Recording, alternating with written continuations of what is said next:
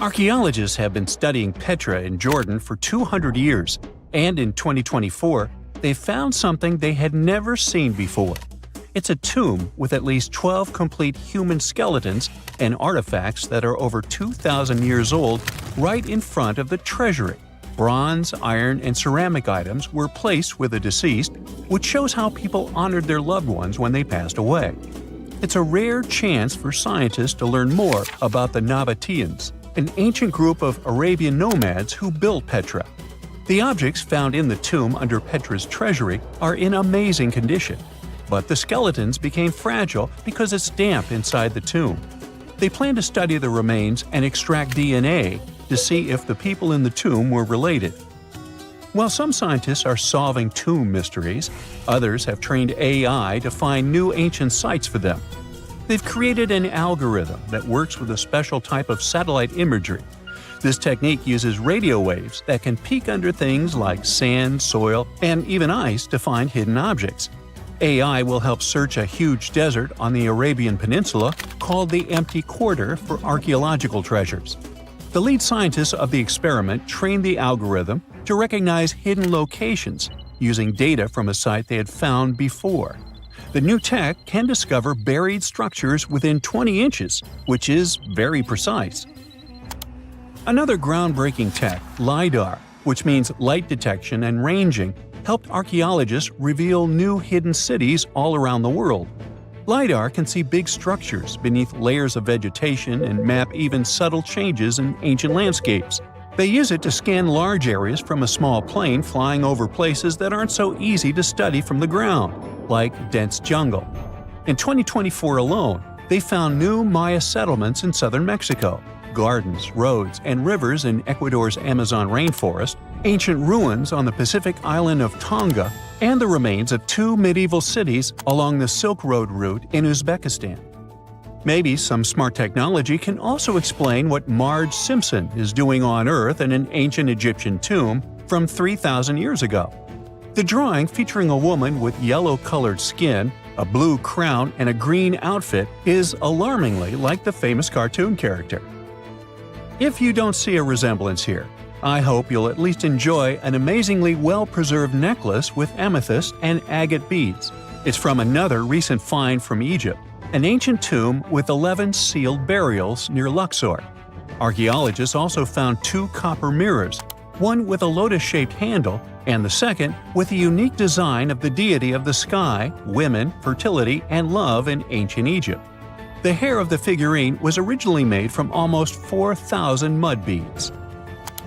Another awesome find from 2024 is an ancient Greek shrine with intact burials, a sarcophagus, and plenty of gold inside.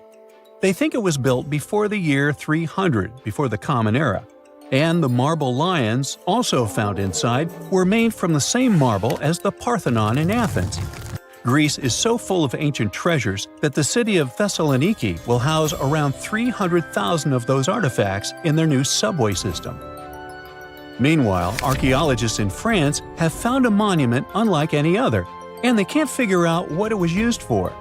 It's direct proof that people used to live here between the Neolithic and the early Iron Age periods. The coolest part is a monument made of 3 unique shapes that fit together like puzzle pieces.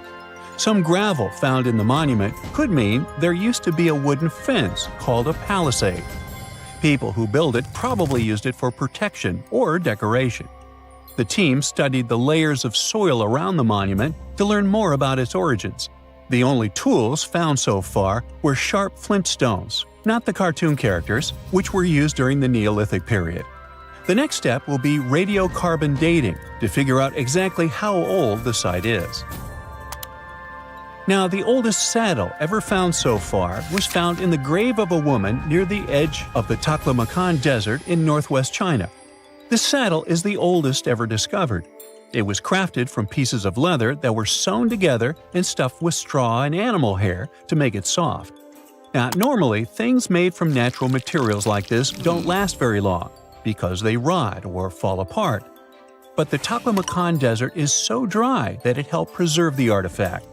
The herdswoman who used the saddle was buried in her full riding attire, so this proves that not only men used saddles and took part in herding and traveling. Now let's shift to Guatemala, where an ornate jade mask made by the ancient Maya people was waiting for centuries to be discovered. Scientists use radiocarbon dating to figure out the age of the mask. They believe the mask may represent a Maya storm deity, a powerful figure in their mythology. These kinds of masks were often made to honor Maya royalty, and they were placed in the tombs of kings and queens when they were buried. The king's tomb was also decorated with carvings made using tools crafted from volcanic obsidian.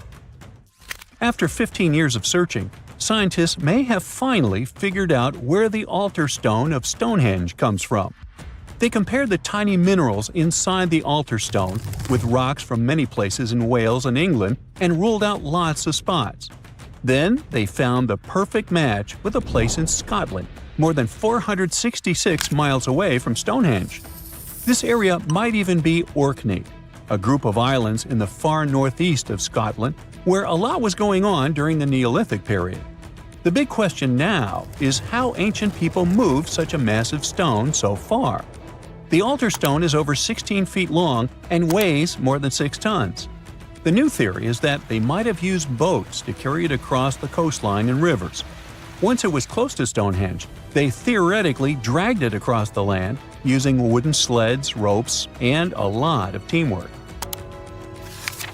Meanwhile, in the north of France, an ancient home popped to the surface during the construction of a new house. It turned out to be a luxury urban house for the elite from the 2nd century of the Common Era. The inside of the house was destroyed by a fire, but under the destroyed layer, there are beautiful real-size fresco paintings. Turkish archaeologists unearthed the arm and foot bones of elephants that lived around 9 million years ago. They also found fossils of early horses, giraffes, and even saber-toothed cats. They've already identified 43 distinct types of animals from this site and collected more than 4,000 fossils.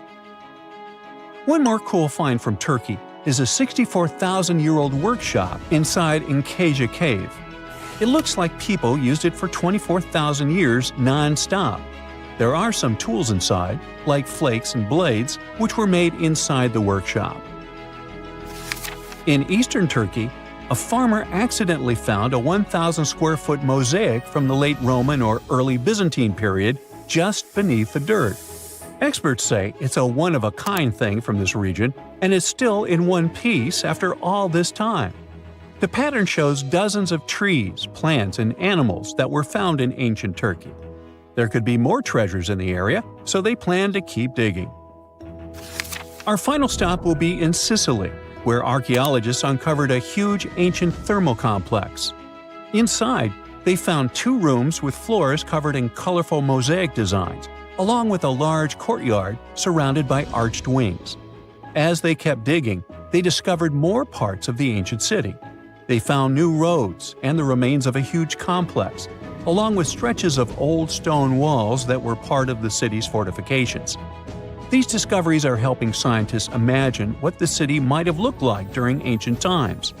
No one knows for sure whether the bathhouse was built by the Greeks or the Romans, since both civilizations lived in Sicily long ago. What is a boat doing in the middle of a desert? You would expect to find a seagoing vessel closer to shore. This is the question archaeologists have been asking for decades. In 1988, there was a storm near one of the most important archaeological sites in ancient Egypt. A wooden structure emerged from the sand. It was hollowed out by termites. Scientists were determined to solve its mystery. In 2000, they began excavating the site near Abydos, Abydos.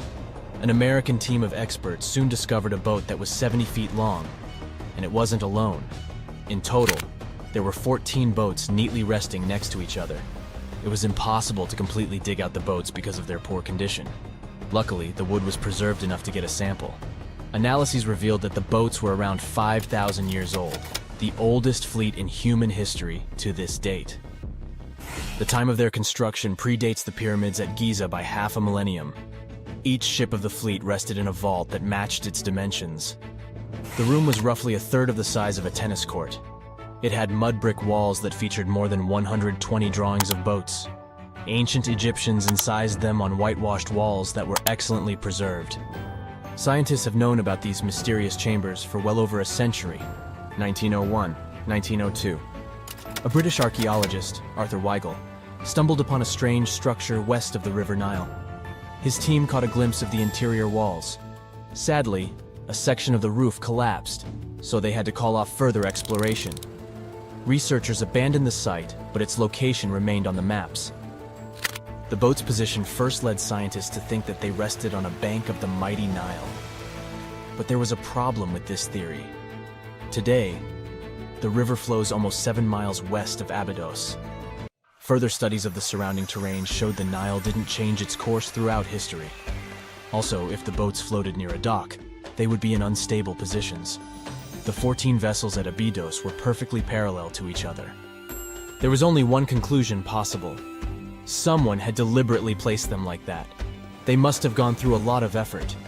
Each boat had enough room for up to 30 rowers. These vessels could really float. They weren't models, but scholars still don't know if they actually sailed any body of water in ancient Egypt. This doesn't diminish the importance of the find. Previously, archaeologists found only small-scale models. In King Tut's tomb alone, there were 35 boat models. For a long time, these figurines were the only clues as to how ancient Egyptian vessels looked like. The boat's design confirms that they were the real deal. They are the earliest surviving examples of something called built boats. Ancient people constructed primitive vessels by hollowing out large tree trunks. The alternative was reed that was tied together to form a raft. The boats at Abydos had planks tied together. This was a major breakthrough in shipbuilding. During their lifetime, the boats must have seemed impressive. Timber was a valuable commodity at the time. There was no wood in the desert. Cedar had to be imported from Lebanon. The only person who could afford such luxury was the pharaoh. Studying the area around the ancient fleet provided more answers. Scientists discovered a mud brick structure where Egyptians worshipped the pharaoh. Its approximate date of construction matches that of the wooden boats. The same bricks out of which this building was made were used to encase the fleet. At the time of their construction, the rooms they were stored in had a ceiling. That's the section that archaeologists stumbled upon in the early 20th century. Just like mummies and coffins, these marvelous ships rested inside splendid vaults. The exterior of these rooms was also impressive. The outer walls originally had a plaster of white limestone. It reflected sunlight. In the desert sun, the structure housing the boats must have shone from miles away. Ancient Egyptian builders used the same technique to cover the pyramids 500 years later.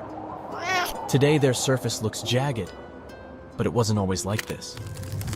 When they were constructed, the pyramids had a top layer of fine white limestone. Their surface was smooth and it gleamed in the sunlight. Instead of stairs, the outer layer of the pyramids was more of a sleek ramp. Archaeologists were left with one final question. Which pharaoh owned the fleet? The answer lay just a mile from the site. This is where the tomb of a pharaoh from the 5th dynasty rested, King Senwosret III. Its time and style of construction matched the ones of the chambers with boats. The very end of his rule might explain how the boats ended up in the middle of the desert. The pharaoh probably passed away in northern Egypt. Then his body was transported down the Nile to Abydos in a marvelous procession of decorated boats. The vessels were later lowered to chambers near the final resting place of their owner. This had a symbolic meaning.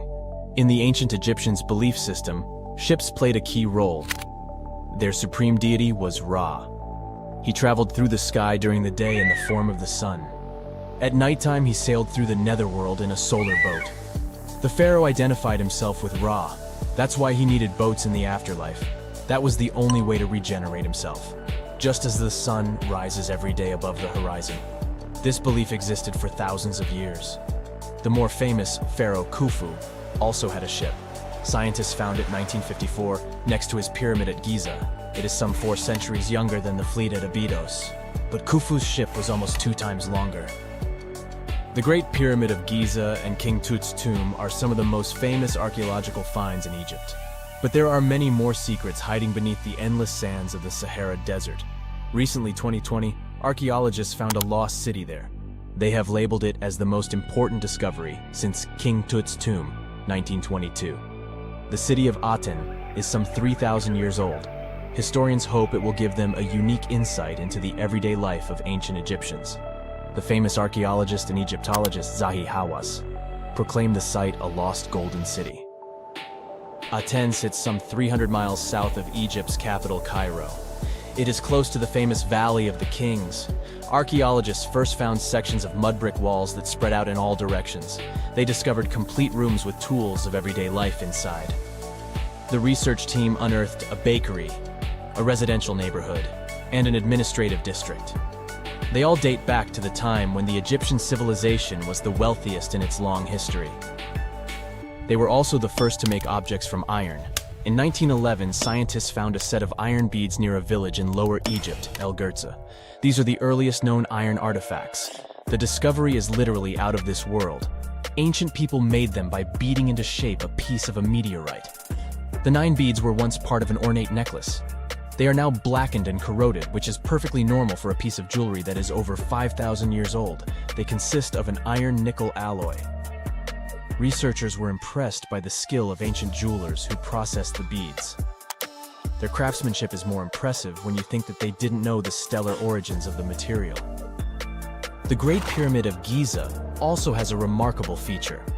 An international research group investigated the electromagnetic response of the structure to radio waves. They found that the pyramid has the ability to concentrate electromagnetic energy inside it. This occurred inside its chambers as well as under the pyramid's base. It contains an underground, unfinished chamber. It seems that the electromagnetic response is connected with the properties of limestone, the Great Pyramid's main building material. The research results might have a practical application. The way solar cells and nanosensors function could be improved by this remarkable find. We've all heard of the Sahara. Sure you have. It's the largest hot desert on the planet. A sea of sand covering an area larger than the contiguous United States. But have you ever wondered what lies beneath the sand dunes? To answer this question, we must travel deep into the past of our blue planet.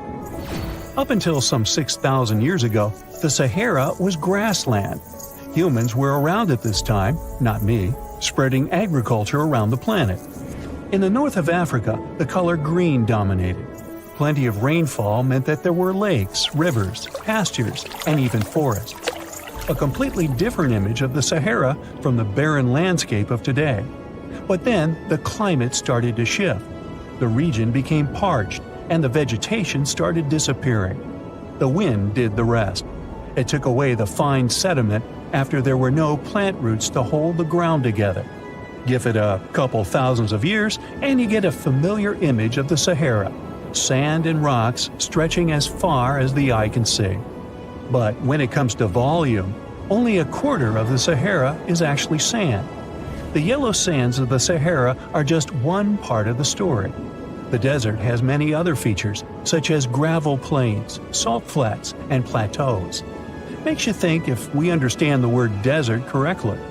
For people who study such terrains, geologists, there is only one condition for defining a desert: precipitation. If an area gets little or no rain, then it's considered a desert. The Sahara certainly fits the bill. Its average annual rainfall is just 3 inches. Compare that to the nearly 45 inches a year in New York. When we look at precipitation, this sandy desert is only the 3rd largest in the world. Number 1 and 2 are Antarctica and the Arctic. They are larger than the Sahara by millions of square miles. It sounds odd, but there is more than one type of desert. The first 2 are polar deserts, while the Sahara is a subtropical desert. But the difference in air temperature are staggering. In Antarctica's interior, temperatures plummet to minus 76 degrees Fahrenheit. Compare that to the highest temperature on record in the Sahara of 136 degrees Fahrenheit. But this desert has a cool side. At night, the temperature is roughly the same as the average yearly temperature in Denmark. This hot and cold roller coaster makes it hard to choose the right outfit when venturing into the Sahara. And what about the sand? How deep is it actually? The depth varies between 70 and 140 feet. That's not too deep. If you put the Statue of Liberty in a tall dune, half of it would still stick out of the sand. Its vast amounts in the Sahara were created by aeolian processes, that's Greek for wind. Over time, it blows and shapes the surface of the earth. In dry areas with sparse vegetation, winds erode the ground much faster. That's what happened in North Africa. Under all that sand is the bedrock and cracked clay. If you started digging, you would find the same everywhere on the planet, with one important difference. There is some type of soil covering the bedrock. This is not the case in the Sahara. Because of the arid climate and a lack of vegetation, sand covers the ground below. Over the course of thousands of years, a lot of interesting finds ended up in the desert sand. For example, there are petrified tree trunks. These are essentially preserved prehistoric trees. They date back to the time when the region was lush green. In some places, the trees of this fossilized forest are at least 65 feet tall. The wood is so well preserved that you can still see the texture and knots. There are even fossilized pine cones. In 1992, scientists found glass fragments in eastern Sahara. These canary yellow glass shards were scattered across hundreds of miles. They didn't belong to an ancient civilization, although ancient Egyptians used them to make jewelry. In fact, the breastplate of King Tut had a beautiful scarab beetle centerpiece made from this desert glass. For a long time, scientists were puzzled about the true origins of these fragments. They finally concluded that the glass was around 29 million years old. It is an impact tape. If that sounds like it has something to do with the word impact, you are correct. These rocks are formed when a meteorite hits the surface of the Earth. This generates a lot of heat. Scientists estimate that the temperature needed to melt this mineral was close to 3,000 degrees Fahrenheit. Apart from the regular fine-grained sand, we also have melted sand in the Sahara. But the desert conceals other unlikely artifacts. Shark teeth are a common find in Morocco, which sits in the western part of the Sahara. What are the fossilized teeth of these marine predators doing in the middle of the desert? This part of the world looked entirely different millions of years ago. There was a sea cutting right through what is now a desert. The Trans-Saharan Seaway ran the length of present-day Algeria and Mali. It was around 165 feet deep. That was enough for all sorts of aquatic animals to inhabit it. Large catfish, sea snakes, and of course sharks lived in the area. British archaeologists even unearthed a turtle shell in Mali in the 1980s. For centuries, there was even an entire city hidden under the desert. Timgad was a Roman outpost constructed by the Emperor Trajan around the year 100 in the current era. For various reasons, its residents abandoned it around the year 700. The sands of the Sahara soon engulfed the city. It had remained hidden for nearly 1,000 years. Then, in the 1700s, a Scottish explorer started digging out the city. His team first uncovered a sandstone triumphal arch 40 feet high, similar to the ones we can see in Rome and Paris today. An amphitheater soon popped out of the sand, and it was followed by well-preserved statues of Roman emperors. The Scotsman's find was so impressive that no one believed him at first. It took 2 more centuries for archaeologists to fully excavate the city during the 1950s. The site covers a surface as large as 10 polo fields. The ruins reveal the full mastery of Roman city planning. All the streets meet at a right angle in what is known as an orthogonal grid. You can find the same layout in modern cities such as New York. Historians estimate that during its heyday, 10,000 people called Timgad home. Different nationalities lived here, from Romans to people of African descent. Today, more than 2.5 million people live in and around the Sahara. They are spread across 11 countries in total, and their living space is growing. The desert is 10% larger than it was just a century ago. This process doesn't involve sand pouring out of the Sahara. The ecosystems on the edges of the desert simply change over time. The wind blows the soil away and vegetation dwindles. The perfect conditions for the formation of a desert landscape. These changes are happening in the Sahel, a region south of the Sahara Desert. That's why the African countries have recently come together for a project called the Great Green Wall. The primary goal is to stop the desertification of the Sahel and hold back the sands of the Sahara. Their plan is ambitious and involves planting a wall of trees from the west to the east of the African continent. The proposed forest is not only going to be long, but wide as well. The Sahara and the Sahel share a historic bond. Since antiquity, camel caravans have been making the journey from Africa's Mediterranean coast in the north to the savannas in the south. The golden age of this trade kicked off in the 9th century. The perilous journey took several months to complete. The route was 2.5 times longer than the length of the Grand Canyon. Explorers still find evidence of these ancient caravans hidden away under the sands of the Sahara. Most people know that pyramids were built as grand tombs for the pharaohs, designed to ensure they had a smooth journey to the afterlife. The Great Pyramid of Giza, for instance, was constructed for the pharaoh Khufu.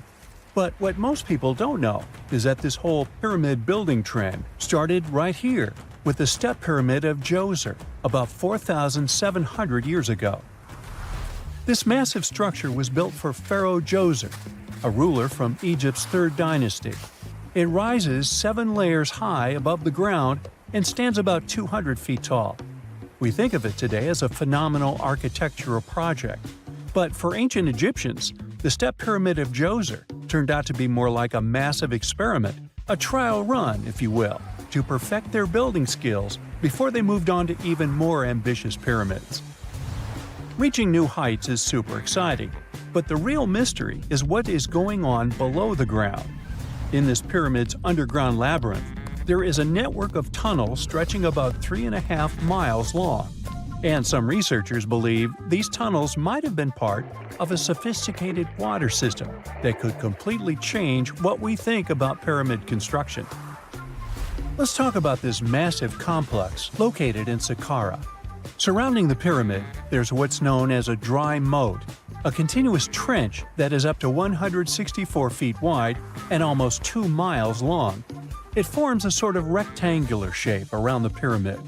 This trench has an average depth of about 65 feet. Now, if you were to add up all the earth and rock they dug out to create this moat, it would be about 10 times the volume of the step pyramid itself.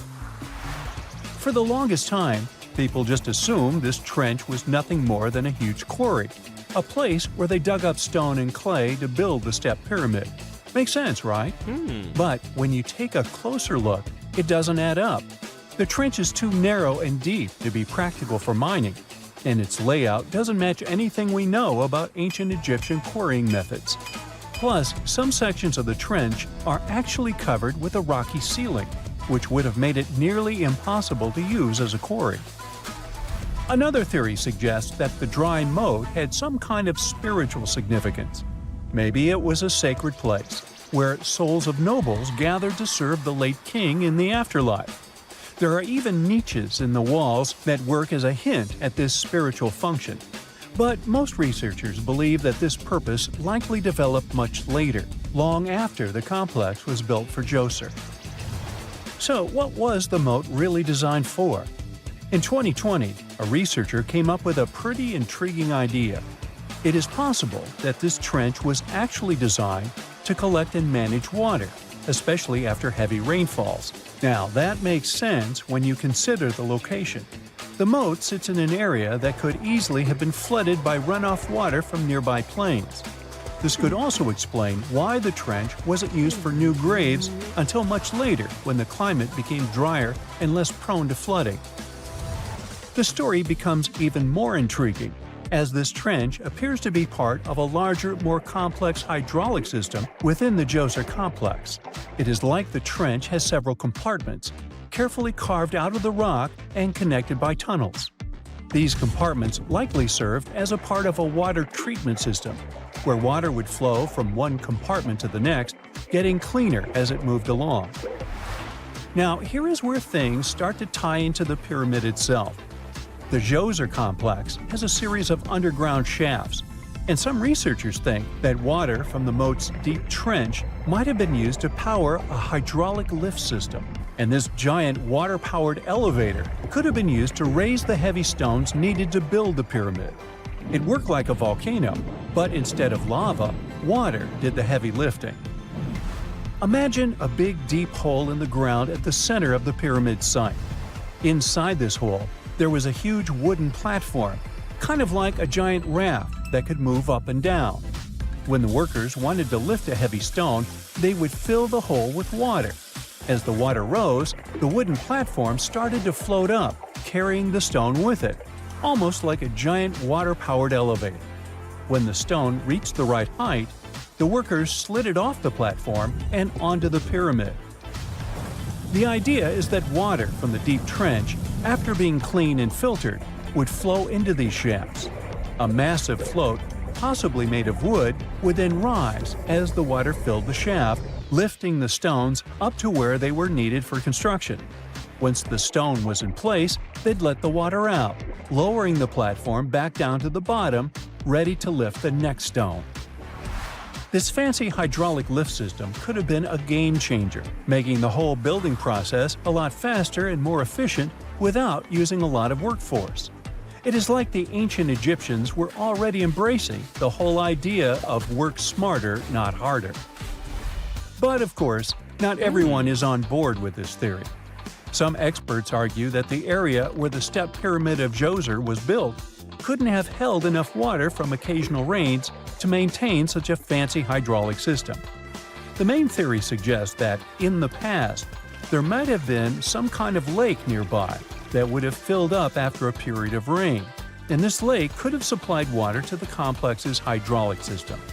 But there is no mention of such a lake in any ancient Egyptian writings, so it might be more of a what-if situation than a reality. And then there's the issue of the hard work itself. Remember when I said this method could have allowed the ancient builders to raise stones with far less effort? Well, that might not be entirely true. According to some experts, just building this hydraulic device would have required a lot more heavy work than simply moving the stone blocks using good old-fashioned manpower. And let's not forget, the step pyramid of Djoser is like a baby pyramid compared to those that came later. The stones used for Djoser's pyramid weighed, on average, about 660 pounds each, which is nothing compared to the more than 2.5-ton blocks used later for the pyramid of Chephren. If this cool water lift theory gets completely ruled out, we still need to explain how this pyramid was built in the first place. To answer that, we need to rewind a bit and talk about the original plans. See, before Djoser's tomb became a pyramid, the idea was to construct a simple mastaba. This type of tomb was pretty common in earlier periods, a flat-roofed, rectangular structure with sloping sides. But after the original mastaba was finished, they decided to expand it a bit by adding more layers on top. And then they added even more layers, until the construction reached 6 distinctive steps, each one smaller than the previous. And they probably did all this by raising those heavy stones using ramps, not a water-powered elevator. There is still so much we don't know about the step pyramid of Djoser. More research is definitely needed to fully understand how this system worked, or if it even existed at all. But the idea of using water to help build the pyramid adds a whole new layer to our understanding of ancient Egyptian engineering. It's a powerful reminder of just how clever and resourceful those builders were, using the natural landscape and the power of water to create one of the most iconic monuments in history. A ship filled with gold and other treasures worth over $13 million was found in the middle of the Namibian desert after almost 500 years. The worker who found it was actually looking for diamonds, but ended up with something way more valuable for history. There were some blocks of copper, some wood, pipes, and elephant tusks. The miners called for an archaeologist, who soon realized it wasn't a disturbed beach like they thought, but a shipwreck. All evidence showed that it was a Portuguese trading vessel, Bom Jesus, that went missing in the 16th century. Experts believe it was a special kind of ship that was bigger, stronger, and better than older ships from Portugal and Spain. These ships were built to take Portuguese explorers on long trips to distant places like India, China, and Japan, and come back with tons of cargo. The Bom Jesus was likely carrying treasures from Lisbon, Portugal, to Western India. But it looks like on its way around the southern tip of Africa, near Namibia, a big storm pushed the ship too close to the shore. The ship hit a rock, tipped over, and broke apart, sinking into the ocean. Archaeologists found treasure from the captain's chest under the water, which probably fell out when the ship's wooden hull broke. They also found pieces of the ship scattered along the shore, likely from the violent storm and later by construction in the area. The storm must have been very fierce, but they didn't find many bones, which means most of the crew may have survived or were lost at sea. The ship was split into 3 sections and incredibly well preserved, thanks to the thick layers of sand that covered it and prevented rot. Archaeologists who studied the wreck discovered over 40 tons of cargo.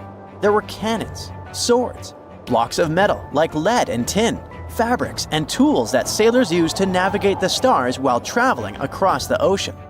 The most exciting discovery was 1,845 copper ingots, weighing as much as 16 to 17 tons altogether.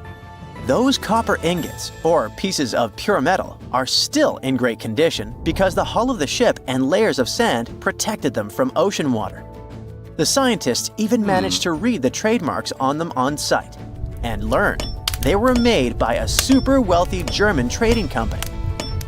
There were also more than 2,000 shiny gold and silver coins from different countries, and 105 enormous elephant tusks weighing about 2 tons.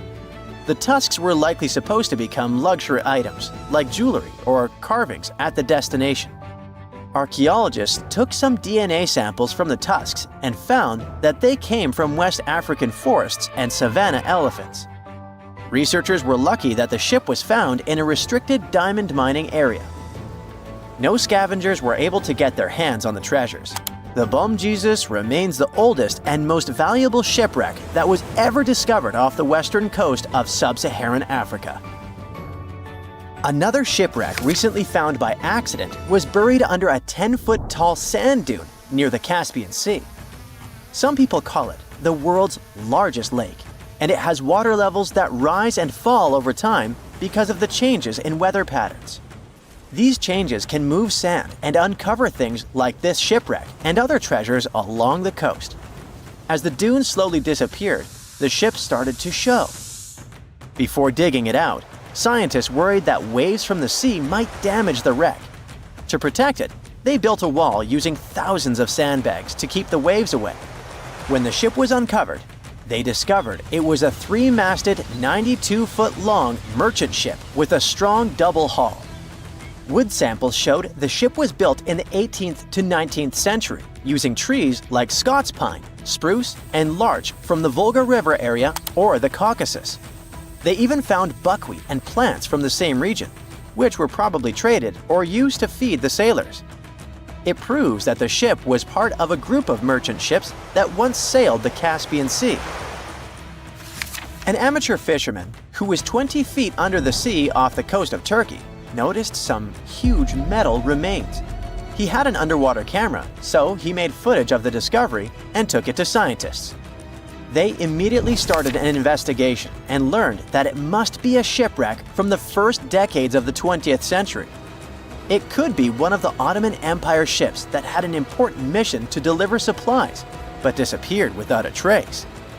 Scientists got permission to study this Black Sea wreck in detail to learn more about its mysteries. They're hoping to find its shipyard documents to find some answers, as the ship itself is in terrible condition and is tricky to work with. Robot submersibles that belong to an oil and gas company noticed hundreds of intact ancient storage jars sitting on the seabed in the eastern Mediterranean. Experts think those jars are 3,300 years old. This makes the find the oldest shipwreck from the deep sea. The jugs were probably used to store oil or other agricultural products like fruit. This proves that the people who made them organized maritime trade, and had incredible navigational skills. It looks like the ancient mariners managed to traverse the Mediterranean Sea without a line of sight to any coast. All they could see was the horizon, so they must have used the sun and other stars to find their way. Off the coast of Sicily, under 20 feet of sand and rock, archaeologists found a shipwreck so old that they aren't even sure what materials were used to build it. They think the ship is from the 5th or 6th century BCE, which means it's over 2,500 years old. This ancient ship wasn't alone. Researchers also found 2 iron anchors shaped like an upside-down T from around the 7th century of the Common Era, and 4 stone anchors from prehistoric times nearby. One of the stone anchors was broken and may have had wooden pieces attached to help it hold on to the seafloor. They figured out that the ship itself was built using the on-shell technique. The wooden planks of the ship were connected so tightly that they could support the ship on their own, with extra beams added just to make it stronger. Sadly, the ship's wooden hull is very fragile now because tiny sea creatures that eat wood have damaged it over the years. Scientists are being extra careful as they study it to make sure it doesn't fall apart. This discovery is such a big deal because it was built during a time when Sicily was super important for trade. Back then, the Greeks and Punics were trying to take control of the seas long before Rome became the ruler of the Mediterranean. By studying this ship, scientists hope to learn more about how people traveled and traded in those ancient times. One more shipwreck, this time off the coast of Kenya. Could be from Vasco da Gama's final voyage. This Portuguese explorer was the first European to reach India by sea around the Cape of Good Hope. Local fishermen discovered the shipwreck in question in 2013. When an underwater archaeologist came to check it out, he found some treasures at the spot: elephant tusks and valuable copper ingots. If this find really has to do with Vasco da Gama, then it must be from the 16th century. It was the year of his 3rd and final voyage to India. Da Gama led a huge fleet of 20 ships, one of which was the São Jorge. Most of the ship is hidden under layers of coral, and a whole team of scientists are carefully digging trenches to find parts of the ship's wooden frame and hull. No matter what happens, don't stop! We almost got it! 2 treasure seekers are digging frozen ground in a cornfield at night. It's raining hard, lightning is flashing, but these 2 guys keep working. And now the shovel hits something solid. No way! A treasure chest! They start digging faster and find a piece of a ship's engine. What the? Far from the seas and lakes, somewhere under the fields of Kansas City, they found a giant sunken ship. How is this possible? Now you'll see. Some people spend their lives searching for shipwrecks with treasures underground. One of them is explorer David Hawley. He's been looking for such ships far from the seas, rivers, and oceans for many years. He does this because he likes the feeling of adventure. The holds of these ships may contain chests of gold, antiques, and artifacts, and you can get a lot of money for them. David says you don't have to go into the ocean to find a sunken ship. They may be lying in your backyard. But why do ships end up buried underground among fields, farms, and plains? Let's find out using the example of Steamboat Great White Arabia.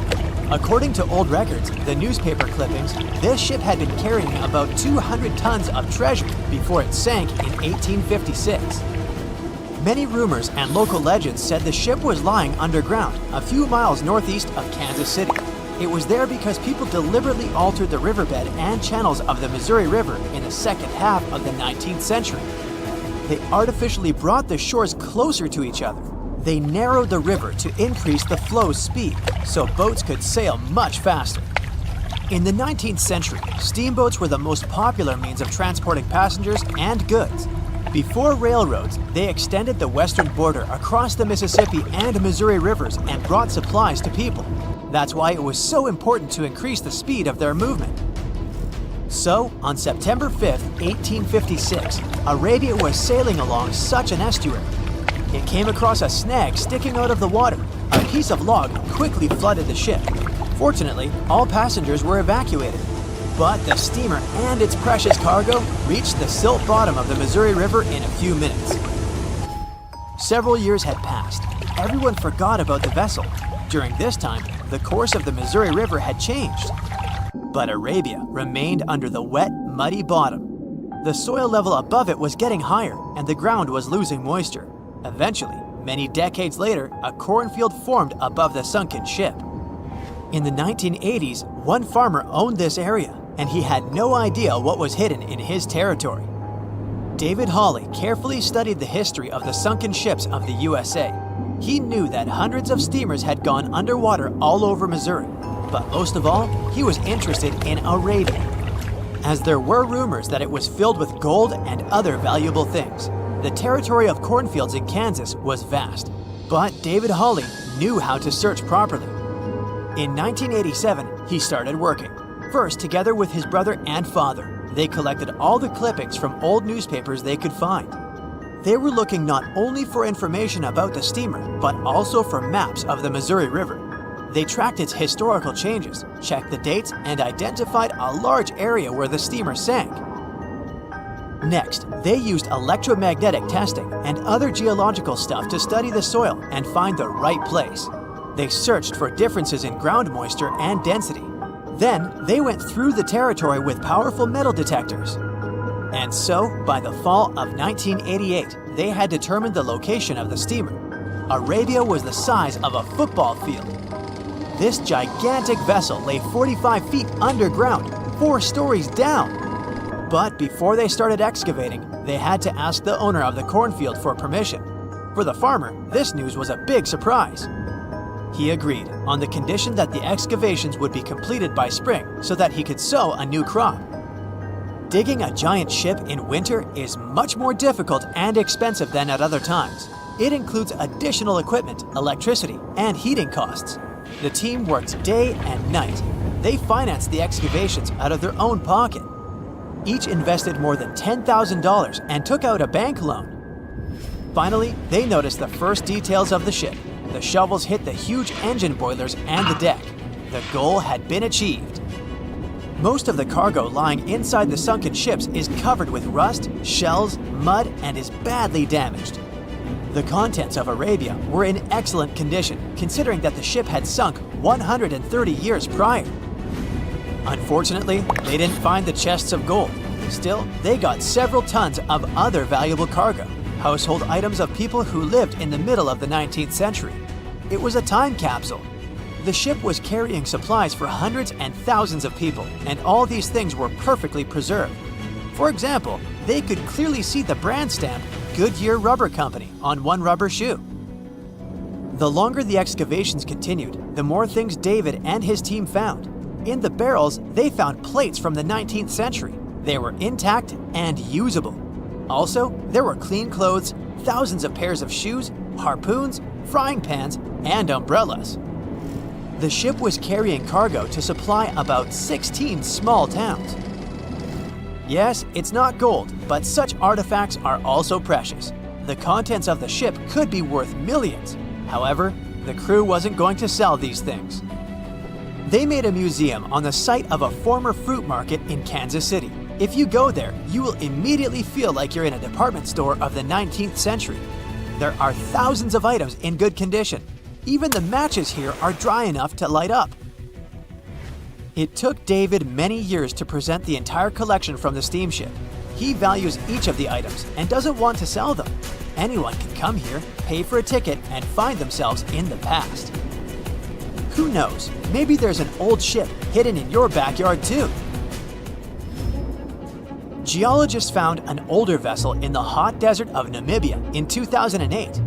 This ship sailed back in the days when pirates scared sailors on the seas, and now it's inside a dried-up lagoon. The ship sailed from Lisbon in 1533 and disappeared with the crew near a small diamond mining town. After almost 500 years, the hull had been badly damaged. Only the carcass of the ship remained, but the treasure hidden inside the vessel stayed intact. They carefully studied the boat for a long time, trying not to ruin anything. And then, 5 days later, they found a big old chest in the hold. Carefully opening it, they found gold coins there. Thus, the cost of the ship was estimated at about $10 million. The exact cause of the shipwreck is unknown, but experts believe the ship was destroyed by heavy cargo and bad weather. It went to the bottom of a lagoon that later became a desert. Some find an airplane in their backyard, others discover a ship, and one man found a passage to an ancient secret city in his house. This happened in Turkey in 1963. The owners of the building decided to make repairs. He went to his basement and knocked down the wall to turn this place into a living room. And so, behind one wall, he found a tunnel leading underground. The man thought it was some kind of a secret chamber. He went down there and realized it was something much more than that. It was an ancient city 18 floors deep. People built it in the years 780 to 1180 as a refuge from weather disasters and the invasion of enemies. This place also includes many underground tunnels that stretch for several miles in different directions. People could get to the town from different points using secret passages leading to these roads.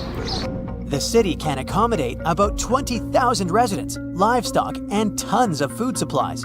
Archaeologists have also found a chapel, schools, stables, and public kitchens there. Imagine you were chosen to answer one of history's most important questions. What was the first civilization on Earth? The job description is simple, yet the task is extremely challenging. You need to unearth the proof of the world's first official civilization. Was it the Sumerians in Old Mesopotamia? Or was it the ancient Egyptians spread out along the Nile River? Not to make you nervous or anything, but history is quite literally in your hands. Good luck! Since you can't turn back the clock and visit Old Mesopotamia to get the answers to your questions, you'll need to research museum databases in order to get some clues. First things first, we need a definition of what is considered a civilization. It's not just thousands of people grouped together and living harmoniously. There are some key elements that together make a group of people a civilization.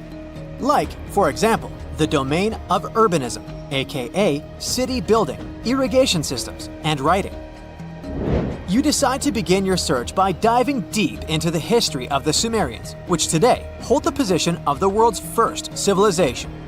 Now, imagine being the first of your kind. This means having no external examples. Rather, it means starting from scratch. First thing you'll need? A piece of land. And since there were no active water companies in the world at that time, you'll need a piece of land with easy access to water. So, the Sumerians settled between two major rivers, known as the Euphrates and the Tigris in southern Mesopotamia around 5000 BCE. Fun fact, Mesopotamia translates to the land between two rivers. On a modern-day map, it's more or less where Iraq is situated today. Together with land, a civilization needs ways to get food. The Sumer civilization had to face a dry and hot climate, but they managed to make agriculture thrive in the region. By diverting river waters and creating reservoirs and dams, the Sumerians allowed for a series of settlements to emerge across Mesopotamian plains. The famous city of Babylon was one of them. You know, the city that supposedly had those hanging gardens? I say supposedly because no definitive proof of the real existence of this monument has ever been found. However, it was considered one of the 7 wonders of the ancient world, and cited as a remarkable feat of engineering in an ancient book published around 290 BCE.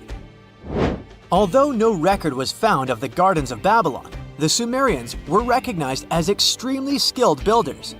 Their cities were filled with mud brick constructions, and the most impressive ones were known as ziggurats, stepped pyramids that were built for spiritual purposes.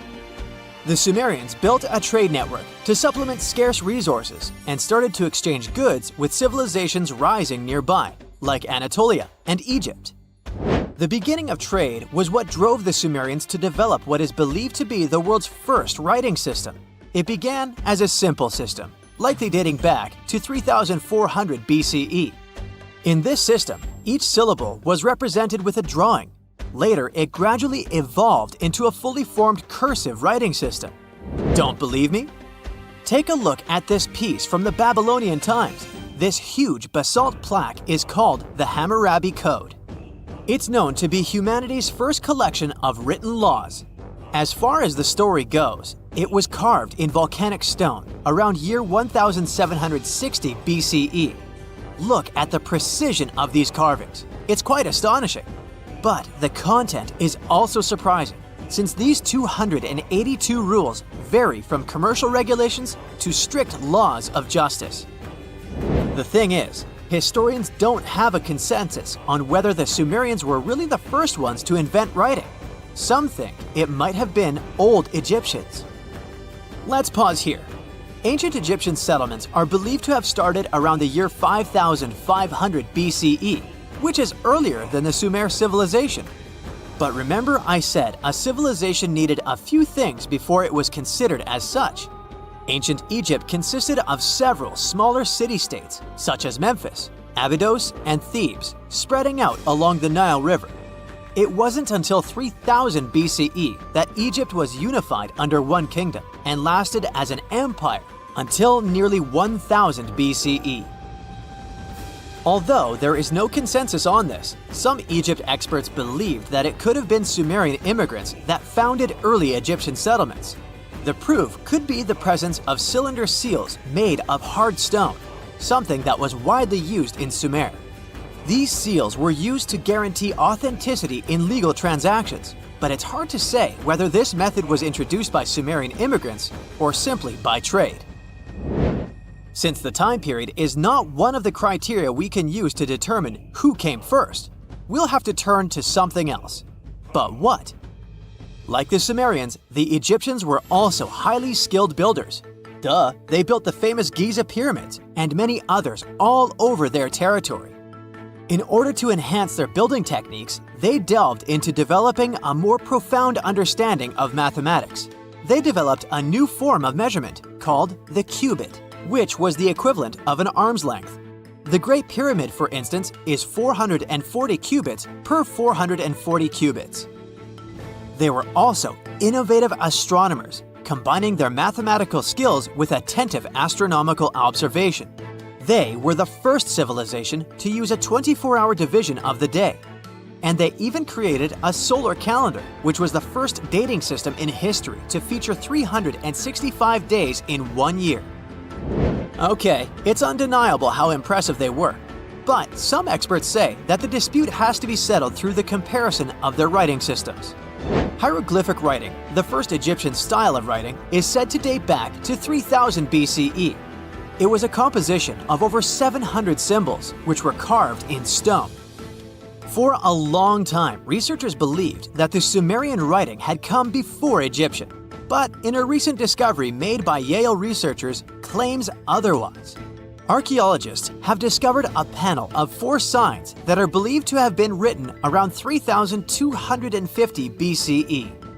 Oh, and they've also found another rock drawing depicting a pregnant elephant that can date back to 4000 BCE.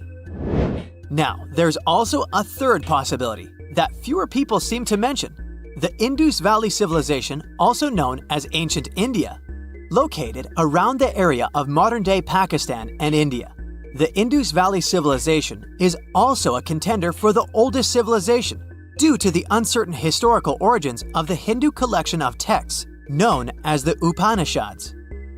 The Indus Valley Civilization flourished around 3000 BCE, but records show that people in the Indus Valley were trading with Mesopotamians as early as 3500 BCE. Now, wait a minute, how is it possible? No, they weren't time travelers. This isn't a sci-fi movie. There already were agricultural settlements in the area that were slowly growing into bigger cities, such as Harappa and Mohenjo-Daro. Ancient Indian cities were sophisticated, filled with baked brick homes built in a grid system. These ancient cities even had draining and sewage systems that connected most homes and used gravity to carry waste outside of the city. They were pretty advanced. They were also an extremely religious civilization, and Hindu beliefs were at the center of their practices. Despite that, their cities weren't filled with spiritual buildings. Actually, Mohenjo-Daro's most important building was a public bath. Interesting, huh? Now, why can't we know if they were the oldest civilization on Earth? Even if some historians suspect that the origins of the Indus Valley people can be traced back to 5000 BCE, there is no concrete evidence of this, only speculation. The best proof we have is the Upanishads. The Upanishads are texts filled with philosophy, mantras, and ceremonies. The thing is, part of Hindu practices included memorizing and passing down the wisdom of the Upanishads in oral form. So, it took a while before it appeared as a written script. Well, I'd say historians aren't really sure what was the world's first civilization. We can only guess at this point, but who knows what new discoveries might reveal. You find yourself in Africa, land of unique wildlife, home to a great variety of cultures and languages, and, first and foremost, host to the world's largest hot desert, the Sahara. It's daytime, and you are thirsty for some water and shade. You've been walking for days, trying to find one of those precious-looking oases. You feel you're near, but the horizon just keeps stretching and stretching. Your mind is tired, and your body is feeling all the heat. It's like you've eaten a full plate of hot pepper and then some more, judging by how much you're sweating. And when I say hot, think 100 degrees Fahrenheit hot, on average. No wonder this is happening. After all, you find yourself in the world's biggest hot desert. Now I say hot desert since the biggest deserted landscapes are actually the cold ones, located in Antarctica and the Arctic. I see Antarctica's frozen desert is more or less the size of 1 million LAXs. Yep, the Los Angeles International Airport. The Arctic desert is just a bit smaller than that. Now, in case you don't know, the Sahara Desert is located in northern Africa, stretching from the Atlantic Ocean all the way over to the Red Sea. It occupies an area large enough to place approximately 100,000 Disney World theme parks side by side. According to scientists, its boundaries are expanding. Deserts usually form in the subtropics because of what's called Hadley circulation. The air rises at the equator and descends into the subtropics. This circulation of air has a drying effect, which helps the formation of desert landscapes. Since the 1920s, the Sahara is considered to have expanded by over 10%. How is this happening? Well, let's start from the beginning. You probably know the Sahara Desert as one of the most inhospitable places on Earth today. Just FYI, for a place to be considered a desert, it has to receive less than 4 inches of rain per year. Due to the very small precipitation index, deserts are usually dry and arid places.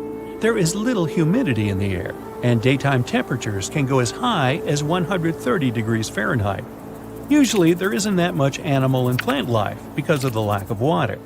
But in the Sahara's case, it wasn't always like that. It may be difficult to imagine northern Africa without the tons of sand it has today. But about 20,000 years ago, the Sahara was actually one big oasis. Recent discoveries show clear evidence of what the scientists now call the Green Sahara. In the mid-1800s, a German explorer crossing the Sahara encountered some paintings and engravings that nomad artists had left behind. What he saw in those paintings looked nothing like his actual surroundings. Instead of an arid landscape with only camels and desert vegetation, the rock paintings depicted jungle animals like giraffes and hippos. There were even images of livestock and grazing animals such as cattle and sheep, something that seems impossible for modern-day Sahara. Artists usually draw what they see around them, so this finding really intrigued the German explorer. The drawings were so detailed that the artists must have had close contact with those animals.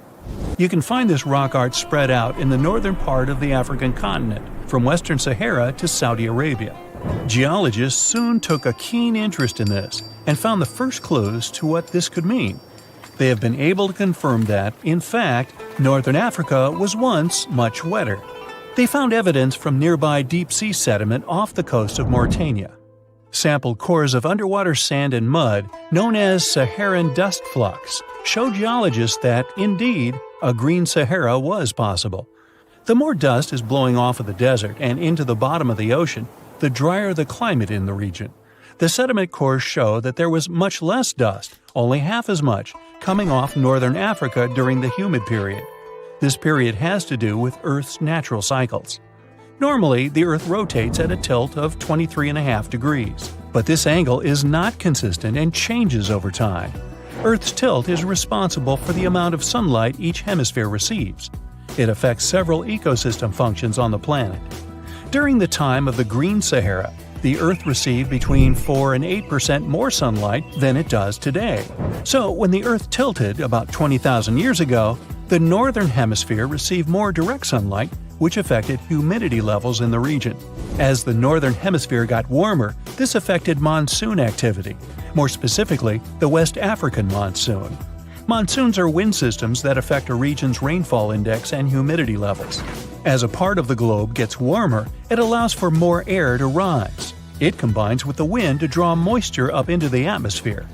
Little by little, northern Africa also became wetter. The increased moisture made the Sahara so wet that there were actual bodies of water in the region. As vegetation grew, the plants held onto moisture better than bare sand could. There is evidence of natural basins throughout the Sahara and lakes so big they would fit all of the U.S.'s Great Lakes inside of them. Archaeologists uncovered evidence of vibrant societies in what are now arid areas. It looks like ancient cultures were able to take full advantage of the African humid period. According to researchers, the human population peaked across the Sahara about 9,000 years ago. There are traces of fireplaces, hunting tools, fish hooks, and even mounds of fish bones. Records show that there have been over 230 green periods over the span of 8 million years. Solar radiation is always changing due to natural orbital cycles. That's why Earth will most certainly see another green Sahara moment. It might be thousands of years from now, but it will happen. The same way the Sahara turns green, it turns yellow again. Let's put it like that. All it takes is a significant axial tilt and a few years of readjusting. However, another phenomenon is calling the attention of scientists now. Recent studies by the National Science Foundation from the University of Maryland show the Sahara has expanded 10% over the past 90 years. This phenomenon is called desertification, which literally means fertile land turning into desert land. The Sahara Desert is now advancing into the semi-arid region of Sahel. In 1950, this region was home to 31 million people. Today, its population is over 100 million people. This rapid population growth has largely contributed to the Sahara's expansion. Farmers that were once nomads began settling down. Land usage grew more intense, aiding in weakening the soil. The demand for food has caused an overcropping of the land, so even more of it is turning into the desert now.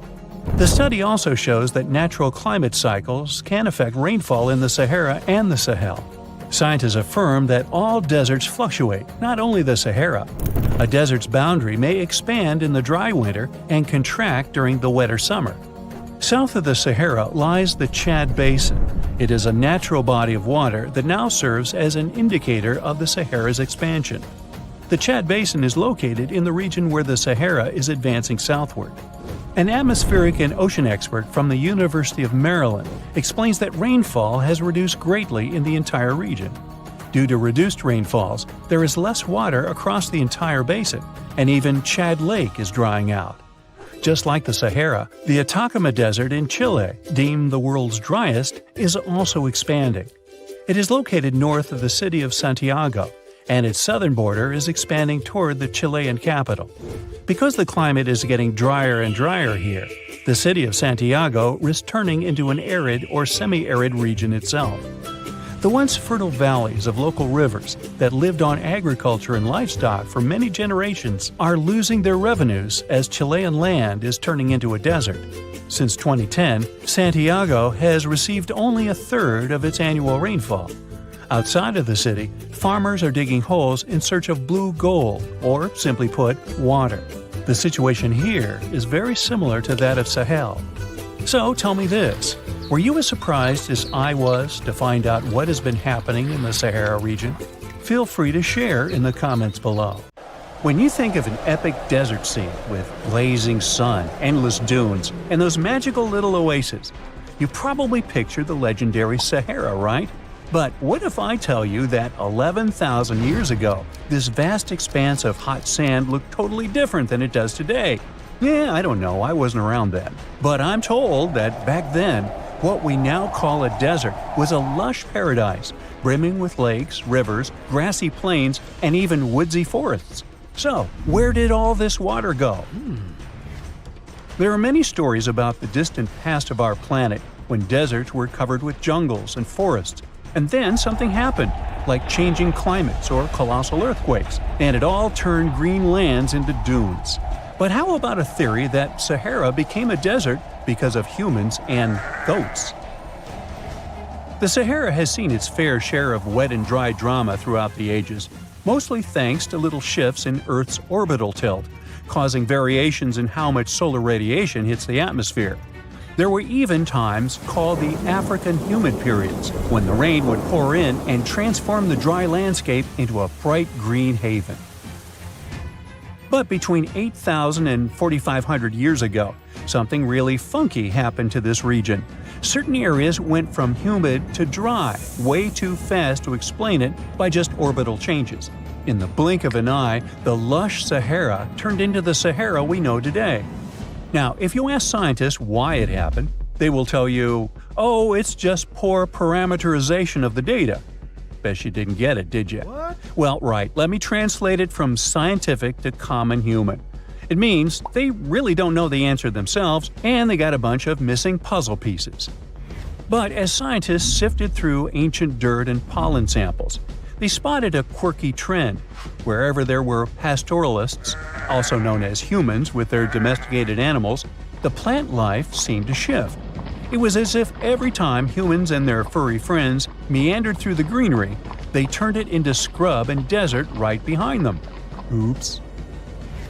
Yep, chances are that by overgrazing, humans were sapping moisture out of the atmosphere, since plants give off moisture, which helps make clouds, and making things even sunnier, leading to a quicker end of the humid vibes. Plus, our ancestors may have been getting a little too cozy with fire for land management, further speeding up the desert takeover. Anyway, scientists are sure that this lush Sahara would have turned back into desert eventually, even if humans hadn't shown up, thanks to Earth's natural rhythms. So there's no need to pin this abrupt change solely on humans. It could simply be about nature getting feedback from vegetation and dust cycles. It's difficult to determine what caused these changes, as it's all interconnected. During the last humid period, the Sahara was filled with hunter-gatherers. As things got a little drier, they started herding animals for food. The weather pushed people to herd cattle. It's also possible that grazing sped up the landscape degradation. So, which came first, the chicken or the egg? Or in this case, the human or the cow? It's tough to tell with the evidence we have now. Now today, it's safe to say that water is no longer that big of a problem in the Sahara, even though it's a huge desert and the times of lush forests there are long gone. But technology's got us covered. For example, the Nubian Sandstone Aquifer System, the biggest underground water stash on the planet. It's nestled beneath the Sahara Desert's eastern edge and stretches across 4 northeastern African countries – Sudan, Chad, Libya, and Egypt, covering a whopping 770,000 square miles and holding around 36,000 square miles of groundwater. Just look at the pipes transported when it was being built. It's the world's largest irrigation project. No wonder it's feasible to thrive in the Sahara today. But imagine thriving in the Sahara Desert with just one water source.